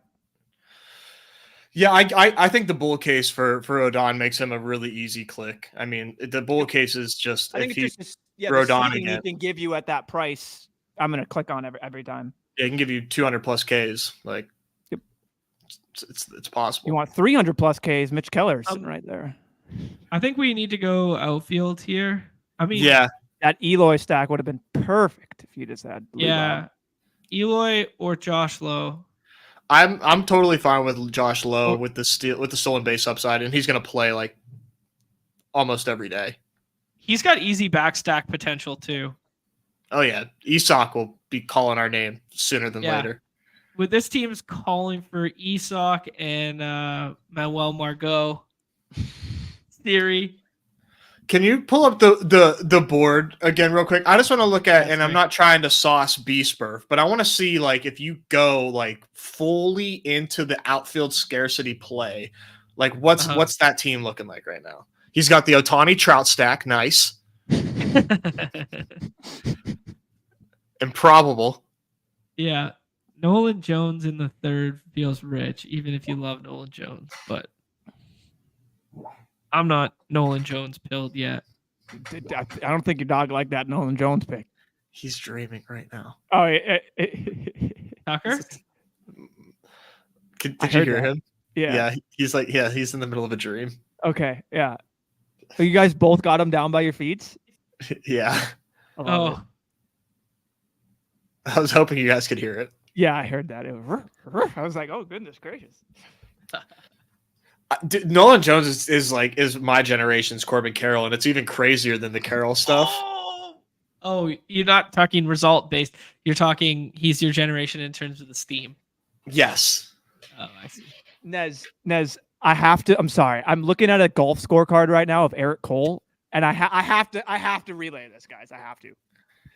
In his first 7 holes of this round, he goes birdie, birdie, bogey, double bogey, bogey, double bogey, eagle. What? He did not birdie, birdie, birdie, birdie, bogle, Bogle, birdie, bogey, double bogey, bogey, double bogey, eagle.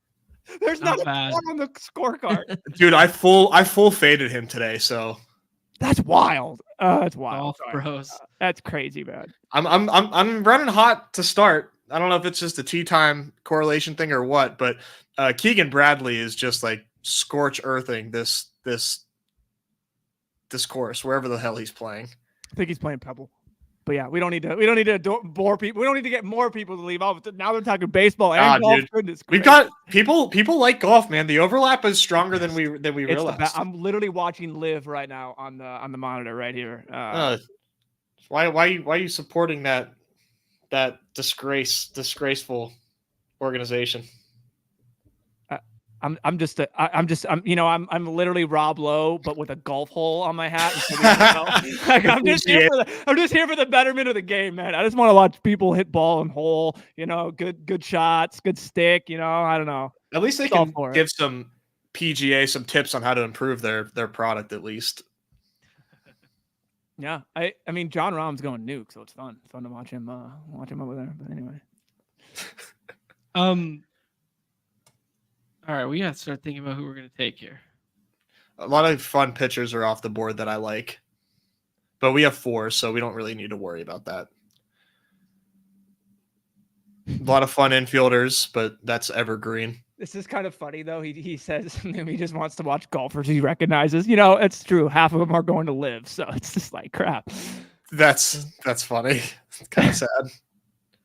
I think we're good on the pitching front right now. Like we got Gallen, Nola, Gilbert, and Rodon. We can add something later. I don't like these 3 that we see here, anyways. I kind of like doing a Cubby stack here. Go take them. Yep. Swanson and Morel. Yeah. And take Morel first because I care more about getting the outfield eligibility. Yeah. Let's do Morel, and then if we get sniped on the Cubby infielders, we have a lot of options. Okay. The other thing I was thinking there, you could do Matt McClain and Spencer Steer and do kind of like a cheeky Reds thing. Yeah. Okay. So here's another option I want to throw out to you. I am growing more and more bullish on Alex Verdugo. Especially in that, with the porch, right? That was kind of my thesis. Mostly lineup, but porch as well can maybe get him an extra home run or 2. Okay, sell me this pen in a second. I want to stack here with Cubbies. Yeah, I feel like the 1v1 doesn't feel good to take Verdugo in this team versus another. But you could sell me 1v1 in general. Well, are we scared about playing time with Verdugo? No, because Judge and Stanton are just probably going to be injured again at some point. Verdugo's just going to take any spot in that outfield, you know what I mean? And then he's going to have a spot up in the top of the order if they're out too. That's my thesis behind it. Now, they've got Trent Verdugo Grisham stacked for us. I forgot that we had Judge and not Soto from the 2. Verdugo would have stacked with us too. Maybe I should. That's all right. We still stacked. You still stacked. At this point, 500 plus plate appearances is kind of par for the course at this range, or you're not upset about that. It's really just the fact that he is in a very fantasy friendly environment in park and in lineup that I think Verdugo is going to get. He's very much oatmeal, but I think he can have some really, really big weeks with that lineup around him. But there is a chance, man. I'm not totally out on Trent Grisham, and he's definitely somebody that can, maybe take away some playing time against righties. If that were to ever to happen, that would suck. Okay. Well, I mean, yeah, they will never platoon because they're both same side guys, right? Well, right. That's what I mean. Like, yeah. He would take away bats versus righties. Yeah. No, I was just retorting. Who's the outfield out there? Who's center? They're not putting Judge in center, are they? He's Yeah. They currently have him center. Yeah. Could we not though? I mean, am I crazy Soto's to think in that right. that's just not? And then Verdugo is in left. According to roster resource. Right, I get it. What could happen? What could happen is, would they ever put Judge in left and Grisham in center? Yes. Center, yeah. That's what my thought would be, is to put Judge in a corner spot and not have him roaming center. Where, I mean, what do you want Judge doing if you're the Yankees? Do you want him being out there roaming center with a more like chance to get hurt, or you want him just out there smashing balls? Like they should be taking the cautious approach, and I would like to. Yeah, I mean, this is just roster resource, so it's not infallible. But I don't know if there's been any like commentary about Judge playing center. It would be really strange. I mean, dude just had a toe injury, and it bothered him all season. For him to then go out and play center field when you have Verdugo and Grisham, interesting, right? And the thing is, he needs to play. He needs to play somewhere because Stanton's probably their everyday DH, and you don't really want to platoon Judge and Stanton. So. You cannot in good faith. That dude's not going out in the outfield. You kidding me? Exactly. So that's why you have to keep Judge in the outfield. Yeah. Yep.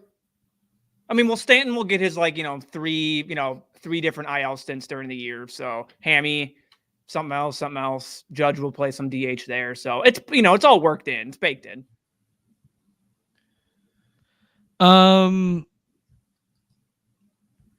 Where are we gonna lean here, gents? This is where I tend to see draft Ton. I am. I mean, this is a very fun infield. Okay, wow, we were way down there. I'm a little scared about Walker Buehler. Yeah, me too. Especially in that rotation, like they're just liable to go 6 and limit everybody. And Volpe stacks with us. With Volpe is kind of fun, man. I think I see the case. I see the bull case for Volpe. I also like Jose. I was just gonna say I like Jose Barrios a lot as a 5th pitcher there. Like I just think he's the best option in that range. Yeah, I'm a little worried that I'm going to miss the Javier bounce back season. He's going really late. I like Javi. Yeah, see, I like Christian Javier and the teammate. It goes right above him. Hunter Brown. I like them both as bounce backs. We can still get pitcher. Like we have 4 like really good starters. Yeah. If you keep scrolling, John, I think this is fully okay for. Well, there's your boy. Or I was gonna mention Naylor or Paredes because they might not make it back. Let's take my boy.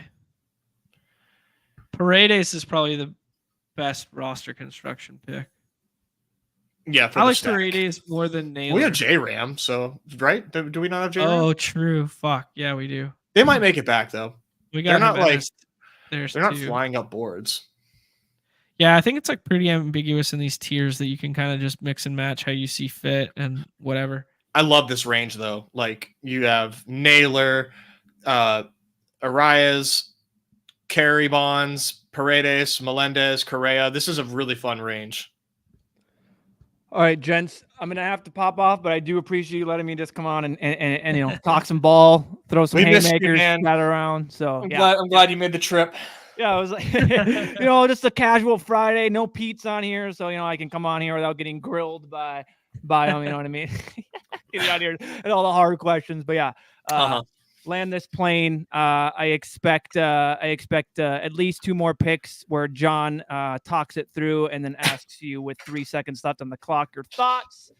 Other than that, I appreciate it. Also, John, just want to say what you did with the overhaul. If anyone has not seen the overhaul for the members and everything there, check that out. The month, and then after 1 month, 3 months, 12 months, 24 months badges, the emotes, that is sick. Oh, the surprise, baby. And for I just want to say, anyone here, if you are not a badge, I would and you're missing these members only streams, they're only going to continue, I'm assuming, from Nezzy. And if a dude's doing golf one can assume he's going to be doing a little PGA or sorry MLB ranks. You want the Nez Take sheet? He's just going to give you the straight up members only stream in the summer. So definitely check that out if you haven't signed up. Recommend it because all the bros are there hanging. It's the goods. So appreciate you, fellas. Great pitch.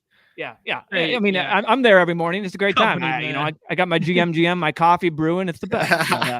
All right, bros. I appreciate everyone. Everyone, have a great rest of your day, and have a great rest of your day. Peace, Timmy. Appreciate you, Neumy. Oh, I pressed the wrong one. There we go. Boom. I regret not taking Royce Lewis for him. He let him Just down. for He the broke his vibes. heart. Just for the vibes. Isak goes there. Might have goofed up this turn by getting Tyler O'Neill pilled. Tyler O'Neill, I'm really curious how the Red Sox will use him. Are they forced to play him every day? It kind of seems like it. Yep. I think Tyler O'Neill could be this year's Adam Duvall. Right. I mean, oh my God, yeah. I mean, it's Rob Refsnyder, for Willier, dude. What happened to the Red Sox that we grew up with, man? They are fucking terrible. Oh They're my not God. great, Bob. And they haven't done anything to improve the team. All they've done is buy the rights to the PGA Tour. Like, their ownership group is insanely just misguided right now. I think pitcher feels best right now, and I think I want to take the ceiling of Brandon Pfaadt or King. Who do you prefer? I like Michael King quite a bit, but Pfaadt is a fun click too. Who do you prefer? You said you like King then? Yeah. All right, let's do it. I mean, the strikeout rate was hard to ignore at the tail end of last year. Plays in a good park. Keystone in that return for Soto. Yeah. And like that rotation's low key banged up too. Right. It's weird to see like Starling Marte all the way down here. What do you think I know. about Carlos Correa or another? I try like pitcher? Story. Story? You like Story more than Correa? Stacks For the with stack. Tyler O'Neill? Yeah. Yeah, I'm not sure where I come out on Trevor Story yet. Like, we were so scared last year during this draft window because we had that insider information that he wasn't going to play, and then he didn't end up playing. And then, I'm an idiot, so I liked, hey, man, what if Alberto Mondesi takes his job and, that sort of thing happens, and then he gets hurt and it doesn't matter at all. I'm not really sure what to make of. I guess he was okay in his return. He's a certified lefty killer. He broke some slates. Yeah, it's true. I mean, like, we haven't really seen a full season of him since he's been a Red Sox, right? Like, this would be the first time. I think a Story bounce back is just like so low risk, high reward at this range. Okay. Yeah, and it pairs with similar. Pairs with TON too. Yeah. All right, I'm good with it. Man, yeah, there are so many free agents. Somebody had mentioned like Soler to the Red Sox, which like could see, but that would just be like so many right-handed bats there. He'd fit so nice in that park. Yeah, he just smashing shit off the wall all day long. Yeah, that would feel so good. Yeah, baseball offseason's been weird. Like, I guess it's kind of like the new trend where there's not like a big free agency frenzy, and then guys wait till camp time and try and get some sneaky non-roster invitees in camp and see what they have in certain guys, and then the free agent pool starts shuffling. I don't know. Yeah, it's very odd, a lot of, especially with the guys like this that like have really nice resumes or at least really nice previous seasons, such as Snell and Soler, where the negotiations, I'm sure, are very, very much like, tight and back and forth. Right. Yeah, I mean, after Boris. Yeah, that's fair. I mean, after the Mariners made those deals for like Rayleigh and Haniger, I thought they were going to be like pretty big Soler players. Like it just felt like it just fit so well. They made the Kelnick deal, then they Teoscar, they didn't want to re-sign. Well, who's a better replacement for Teoscar than Jorge Soler? Yeah, you're not wrong. Very similar all or nothing swing profiles. Right-handed power plays better than no power play is good there, to be honest. So it probably doesn't matter. But I mean, I think he does make sense there. Let me look at their team right now. The Mariners. Well, they got Haniger and Rayleigh now, and then they got obviously Julio in center. And then after that, it's like, guys who have been around forever that just haven't cracked, like Dylan Moore and I like what they've done though. They brought in these left because they were so right-handed heavy. They were. But you have Dumper. They're hitting switch. Rayleigh's going to play a lot there. He's kind of sneaky. I know that the home park isn't good, but Carlos Correa comes all the way back to us, and I feel like we could do a little cheeky stack with him right here. Let's do it. Okay, let's do the Carlos Correa one first. I think he's mispriced, man. Like I don't know what's the difference in Carlos Correa and Xander Bogaerts. I mean, I would probably take Xander, but yeah, but like, what's the difference? Like, just like we talking like 100 points, and they go, 100 picks apart, or 80 yeah, that's picks true. Apart. All right, let's take our boy. This is a Neumy stack. Yeah, what do you think walrus about this time. one? Yeah, no, this is the time. Carlos Correa stack there with friends and he loves it.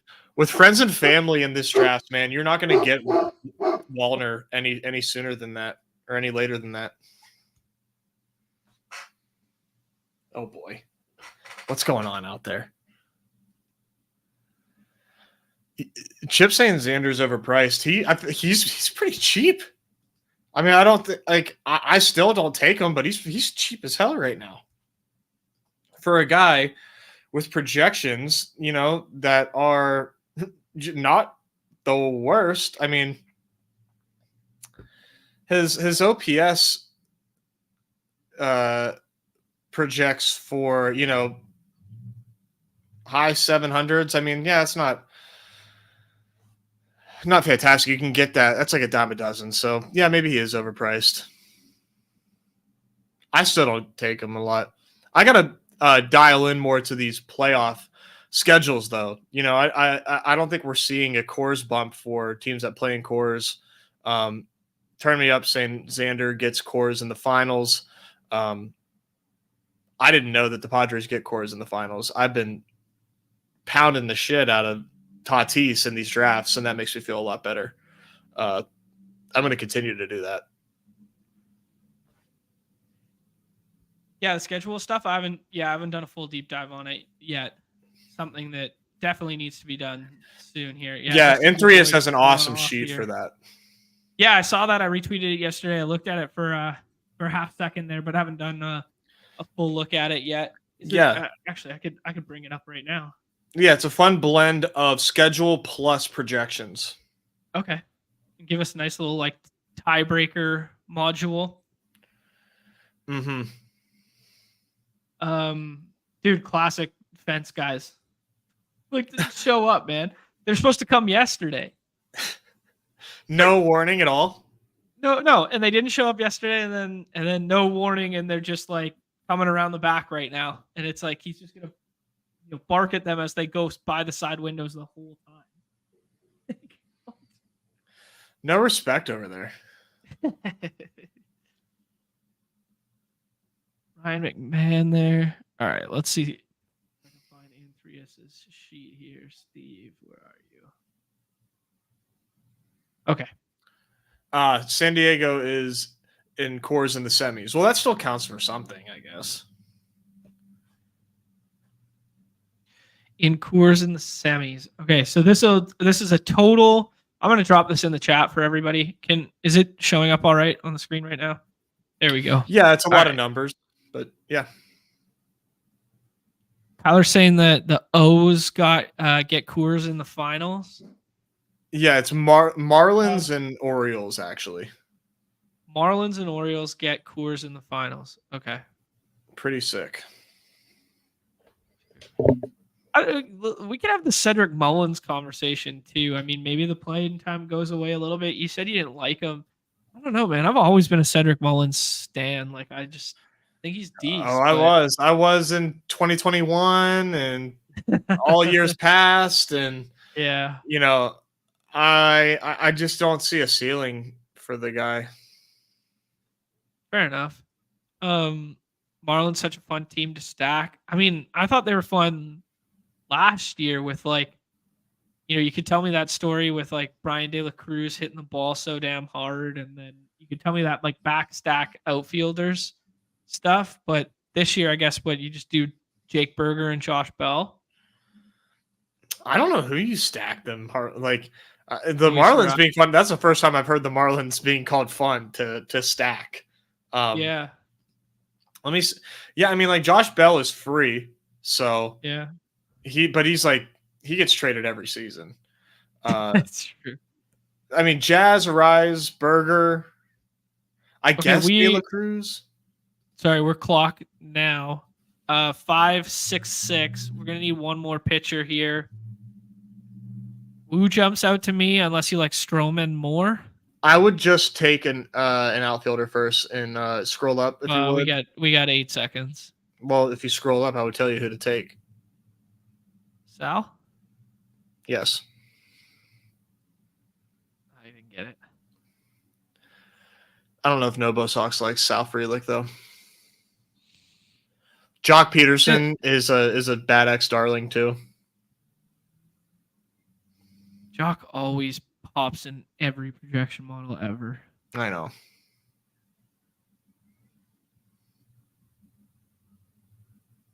I'm trying to think through some low-owned stack partners that we could get here. Is Julian still on the board? But low with Lau. Okay. Yeah, Julian. No, he's gone. Yeah, that's a fun one. Brandon Lau, I don't know why. Max Kepler. He's gone too. I like it. Okay, let's do it. The other thing you could do is Matt Chapman and hope he lands somewhere good. I have been taking a lot of Chapman. Okay. You know where he would fit nicely? Seattle. Yeah. They freaking Rojas as their third baseman right now? Yeah. Like they traded away Eugenio, and maybe they just go ahead and add him. That would make a lot of sense. Yeah. And you get good defense out of it, and then you get, obviously plus bat or teams would score like 2 runs a game at T-Mobile. Yeah, right. Lau is a good pick though. Okay. He's just Brandon Lau, Josh Lowe stack. Yeah, I mean it's perfect. He didn't hit 500 plate appearances last season, but still had a 117 WRC plus and 20 home runs. He's projecting to have similar numbers this season, if not a bigger boost to some of his numbers. So he's a good pick. I think the playing time feels a little bit safer this year too. Yeah, I would agree with that. Redacted's gone. Like they used to platoon him a lot, right? But now I think it's like you could just go ahead and pencil him in near the top of that lineup. Like last year, a little bit of platoon stuff with, what's his name? Jonathan Aranda. Yeah. And they platooned him a bit with Aranda last year, when he was healthy at least, and then put him down at the bottom of the lineup. Or was Aranda a lefty as well? Maybe it wasn't. Aranda is, okay. So Aranda's a lefty. They got Jose Caballero. Who the hell is Caballero's this guy? just going to be their everyday shortstop this year, right? Like he's just going to be like 1-for-1 replacement for Redacted. Yes, that is until isn't Caminero or what position is Caminero? He plays third and short. So Isn't that who you said? No, I said Caballero. Your former boy. Yeah, I got the Cobbies and the Cammies mixed up. Yeah, sorry. I'm trying my best to say that name phonetically correct. Junior Caminero is probably going to come up at some point. He's a righty, so okay, not a bad thing necessarily. Yeah, Christopher knows what's up here. Where's Hoskins going here? Damn. Yeah, like when he came up last year, he looked good. Yeah, Christopher's 100% correct. Like he looked good last year when he came up. The Rays are going to find a way to do it, man. You look at their team and you're like, how the hell is this team going to break 500? And then they win the AL East. Yeah, right.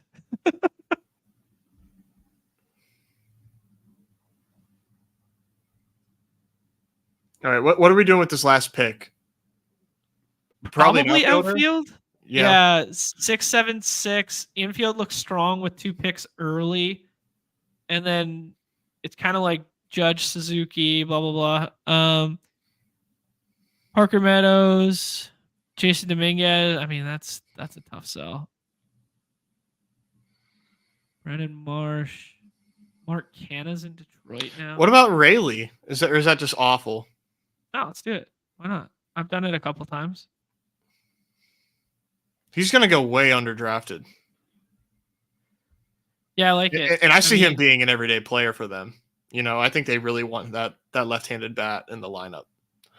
T-Bear was tugging on my heartstrings on the other side of the board, doing one of those cheeky backstacks that I like there, where you go like Haniger, France, or you could do like Cal Raleigh, Haniger, or Cal Raleigh, France, or Cal Raleigh, Luke Rayleigh, or JP Crawford, you know, like that. It kind of feels like some fun Mariners backstacks. I mean, the park's obviously not great, but they put up some runs last year.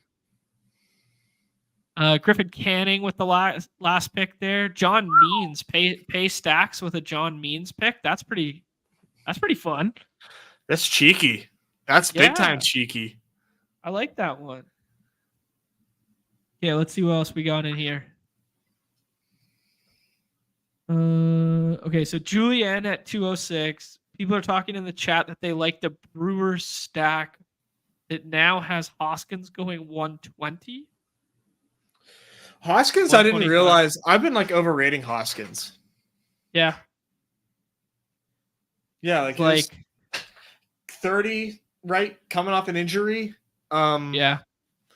Yeah, I think I was overrating him a little bit. Good fit though. I like him in Milwaukee. You know, I think it's a good park for him. I don't think the lineup is bad, but I think I was overrating him a little bit. Let's play guess that projection on him. Ooh. 20. Okay. 238. 27 home runs. 92 driven in. 86 driven in. I got spicy at the end there. I'll say 30 home runs, 80 ribbies, and 117 WRC plus by ATC. Okay. Here, I'll just share the tab. All right. Oh, shit. Fuck. I'm an idiot. Hold on. Oh, no. What'd you do? No. I'm good. There we go. All right. ATC has it 27. I nailed the home runs. RBI 77. What'd you say? Oh, 238. Dude, I should just be a projections model. I killed this one. Dude. And then where's WRC plus? Oh, 115. You nailed that too. What'd you say? 116, right? 112. Oh, 112. Which, like, 115 is nice, but for a first baseman, I mean, that's more like average. Right.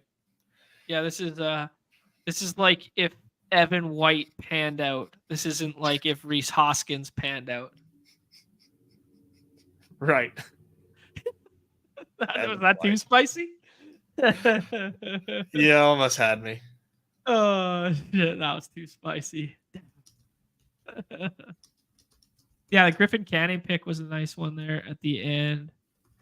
Man, reaching for stacks is like not a bad thing, Kyle. I respect it. Like sitting on 10 players stacked, like I don't think that's. I think the meta should be between 6 and 9 stacked, but like 10 feels fine. Let's look. I don't think it's a bad thing. Tyler, what's your team name?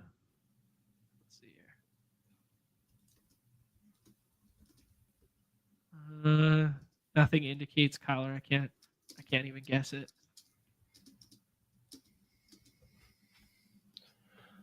I don't know what his team name is. Oh, he's Cy. There you go, in the middle. Okay. Fernando Tatis at 9 feels so great. So does Harper on the way back. Michael Harris, I have mixed opinions on Michael Harris in general, but like I think the fly ball rate came up a little bit because we talked about how he just like hit the shit out of it into the ground. It didn't matter if he was hitting it hard last year, but at the tail end of 2 years ago, like in the offseason, we were talking about that. And then last year, at the end of last year, like Loki went scorched earth when he was back from the injury and playing every single day. And they moved him from the bottom of the order to the top, and he was hitting like second every single day. Who was that again? Michael Harris. Oh yeah, dude. That lives rent free in my head. Is the movement of him? I could see him batting up if he hits like two like lead off or two every day. Yeah, he'll never hit lead off. But you don't think? No, with Acuna, yeah. But like as long as he hits second against righties, like that's the nut run out. Yeah, because that's what happened at the tail end of last year. Yeah, I learned my lesson on Harris, man. He's a good player. He's a good player. Yeah. In a great lineup. So I'm done. I'm not fading him this year. Where do you think Bellinger lands? That's a good question. I kind of think he ends up back in Chicago.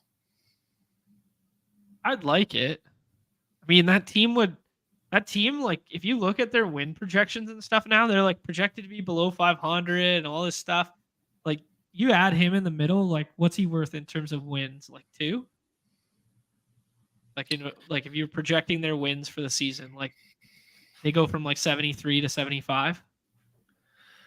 On Chicago, maybe. I mean, when you look at the projections for Bellinger, right now he's like a 2, like almost like a 3 WAR guy, and he would probably play first there.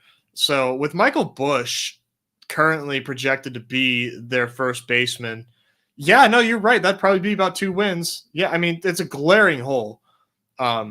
It's either that or Wisdom plays like way more than they probably want him to play.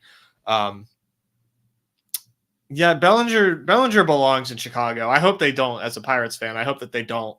But that's where he belongs. He would be fun. I don't think there's any room for him at all. But because they've got O'Hearn and they'd rather be cheap. But if he was an Oriole at that park, hitting over the good side. That would kind of be monstrous.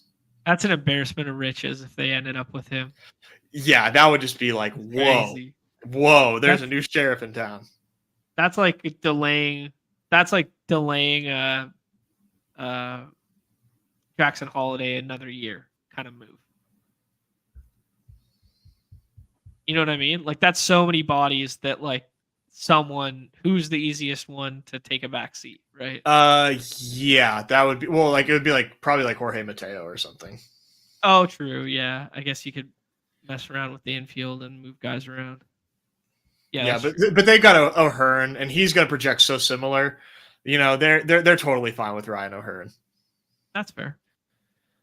Billy Jones said he got that Atlanta thing going. They both did Atlanta. Both Cy and Billy did Atlanta sort of things here. T-Bear went for the monster Dodgers stack. Freeman, Teoscar, Outman, Muncy. Oh, yeah. Will Smith. Wow, Will Smith at 156. Man, he's such a fucking good hitter. He's just a professional hitter. he's like one of those guys that even though he plays catcher and like he'll occasionally get the DH spell, he'll still find his way to like 500 ABs or like 550 ABs, something like that. And like his rates just make him go every single day in the daily drafts that the Dodgers are playing. Like he gets drafted every single day. And then when we talk about it in the offseason, it's like, I don't know, catcher, maybe only 500 at bats, like blah, blah, blah. And then in the dailies, we just draft him every day. Yeah, I think what's really interesting is if you compare him to Adley. So Adley goes like at a premium price. And sure, he projects for 100 more ABs, let's call it. But but their profiles as far as like production is so similar. You know, it's like, yeah, I think and maybe I'm not saying that, yeah, we were like the reason why catchers were going high, but like I was very much like, who gives a fuck about the lack of plate appearances for catchers? But that actually is very important and it does matter. So, but like we've all baked that in now, and now you don't see any catchers get drafted. And I think it may be a bit of an overcorrection in Will Smith's case. Yeah, that's an entirely fair point. Yeah. He's gonna be like a top value in dailies anytime that he's playing, that he's in the lineup, like you said. Like that lineup is so dangerous. Yeah, it'll be interesting to see where he hits with Ohtani, but I can't imagine it's not 4. Well, that plus he will be DHing a lot less because of that. Yeah. I didn't think about that. Unless Ohtani, he can't even play first because Freddie's there. So yeah. So like you maybe losing like 50 at bats or whatever, but yeah, makes sense. Still, I mean, 500 plate appearances is a draft. Like you can be drafted. They need someone to break up the lefties though. Muncy, Ohtani, Freeman, all in the middle of that lineup. Betts at the top. They project to go Betts, Ohtani, Freeman, Smith, then Muncy, Outman. They got a shit ton of lefties. Yeah, they got so many lefties. Like JD Martinez or Justin Turner, like we're always there for a reason, you know? Even when you go deeper, like Jason Hayward and shit, like even their platoon side lefties and David Peralta last year and all those guys, they were all left-handed. Every single one of them was left-handed. Yeah, they were like dusty lefties though. Now they've kind of got like a fresh crop. Yeah. Man, I forgot about Gavin Lux coming back. Oh, he might be worth it. Yeah. He's I think I'm gonna start to mix him in. Now they're lefty. Yes. Hey man, that's the move. I just drafted a team this morning that was like all left-handed sticks. for shit. I mean, it kind of I feel like it's optimal. Yeah. I don't know. I'm lefty. Yeah. I'm lefty pilled, man. My kid, well, you know, God willing, you know, I have a son. And you know I'm tying his right hand behind his back. He's doing everything lefty. Yeah. Oh man, dude, Manuel Margot was traded to them. I thought he was still on Tampa. Margot is a Dodger. Yeah. That's fire. Huh. I love Manny Margot. Dude, am I crazy here? What is this? Yeah. Holy. I did not see that in December. I'm an idiot. I think I stacked them once or twice. Braden saying heavy on even not in stacks, heavy on Will Smith. I don't mind that. Yeah, I think it's totally fair. Billy, I want the opposite of this, man. I want left-handed throwers. I want lefty everything. Yeah, I want my kid to throw smoke from the left side. If you can, T-Bear's got to figure it out. His son's a lefty. There you go. Of course. Yeah. Left-handedness is fast track to presidency or the majors. I love it. Hopefully the latter. God, if my son's in politics, I did something wrong. All right, man. Let's tie a bow on this bad boy. Let's go. Do you want to rate our team here, and then we'll lock it down? Yeah, let's go ahead and give this the old recap. What'd you do? Oh shoot! What an idiot! What did you do just now? I just closed it. All right, here we go.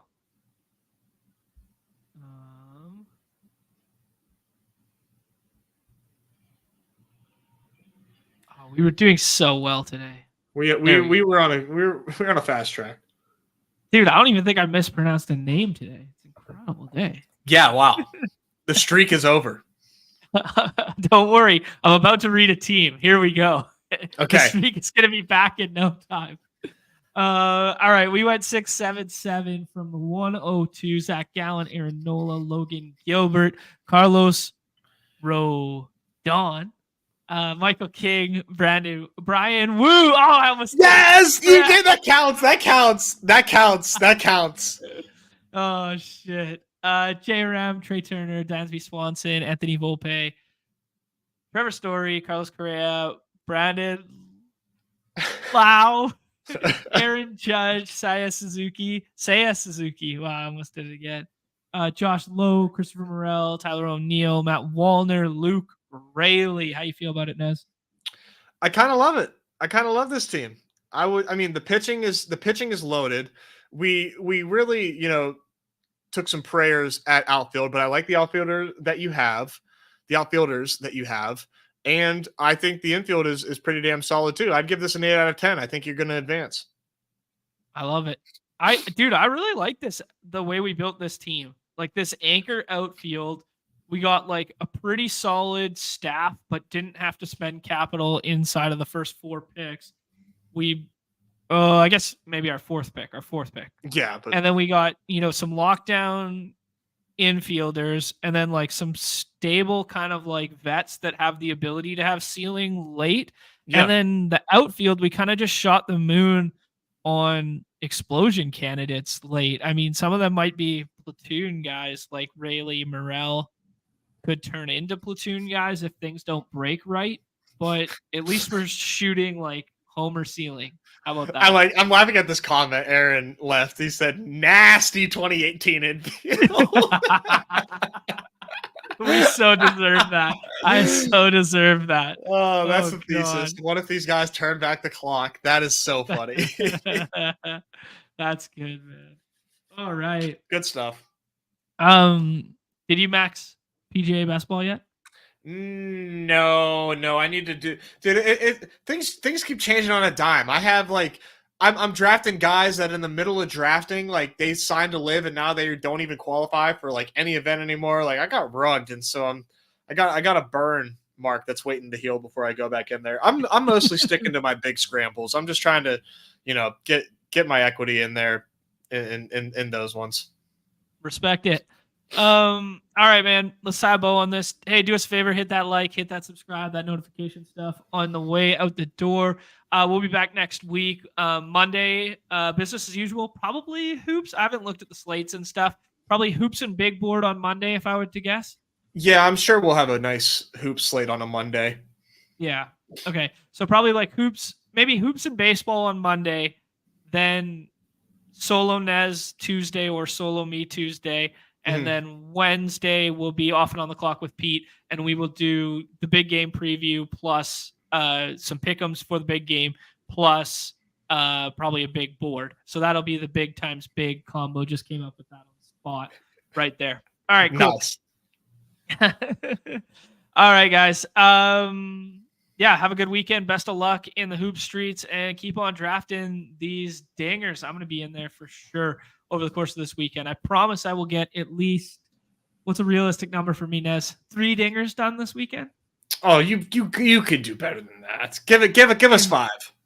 Okay, 5 dingers. 5 dingers. Well, I like to set myself like in a nice attainable goal to feel good about myself when I accomplish it. I'm an underachiever, a perennial. I like that. Yeah, go ahead. Get us 3 there. Get us 3 there. 1 a day can't. 3 dingers, 1 a day. Here we go. All right. Thank you everyone for hanging out. Best of luck tonight. Everybody's favorite time of the show. The peace.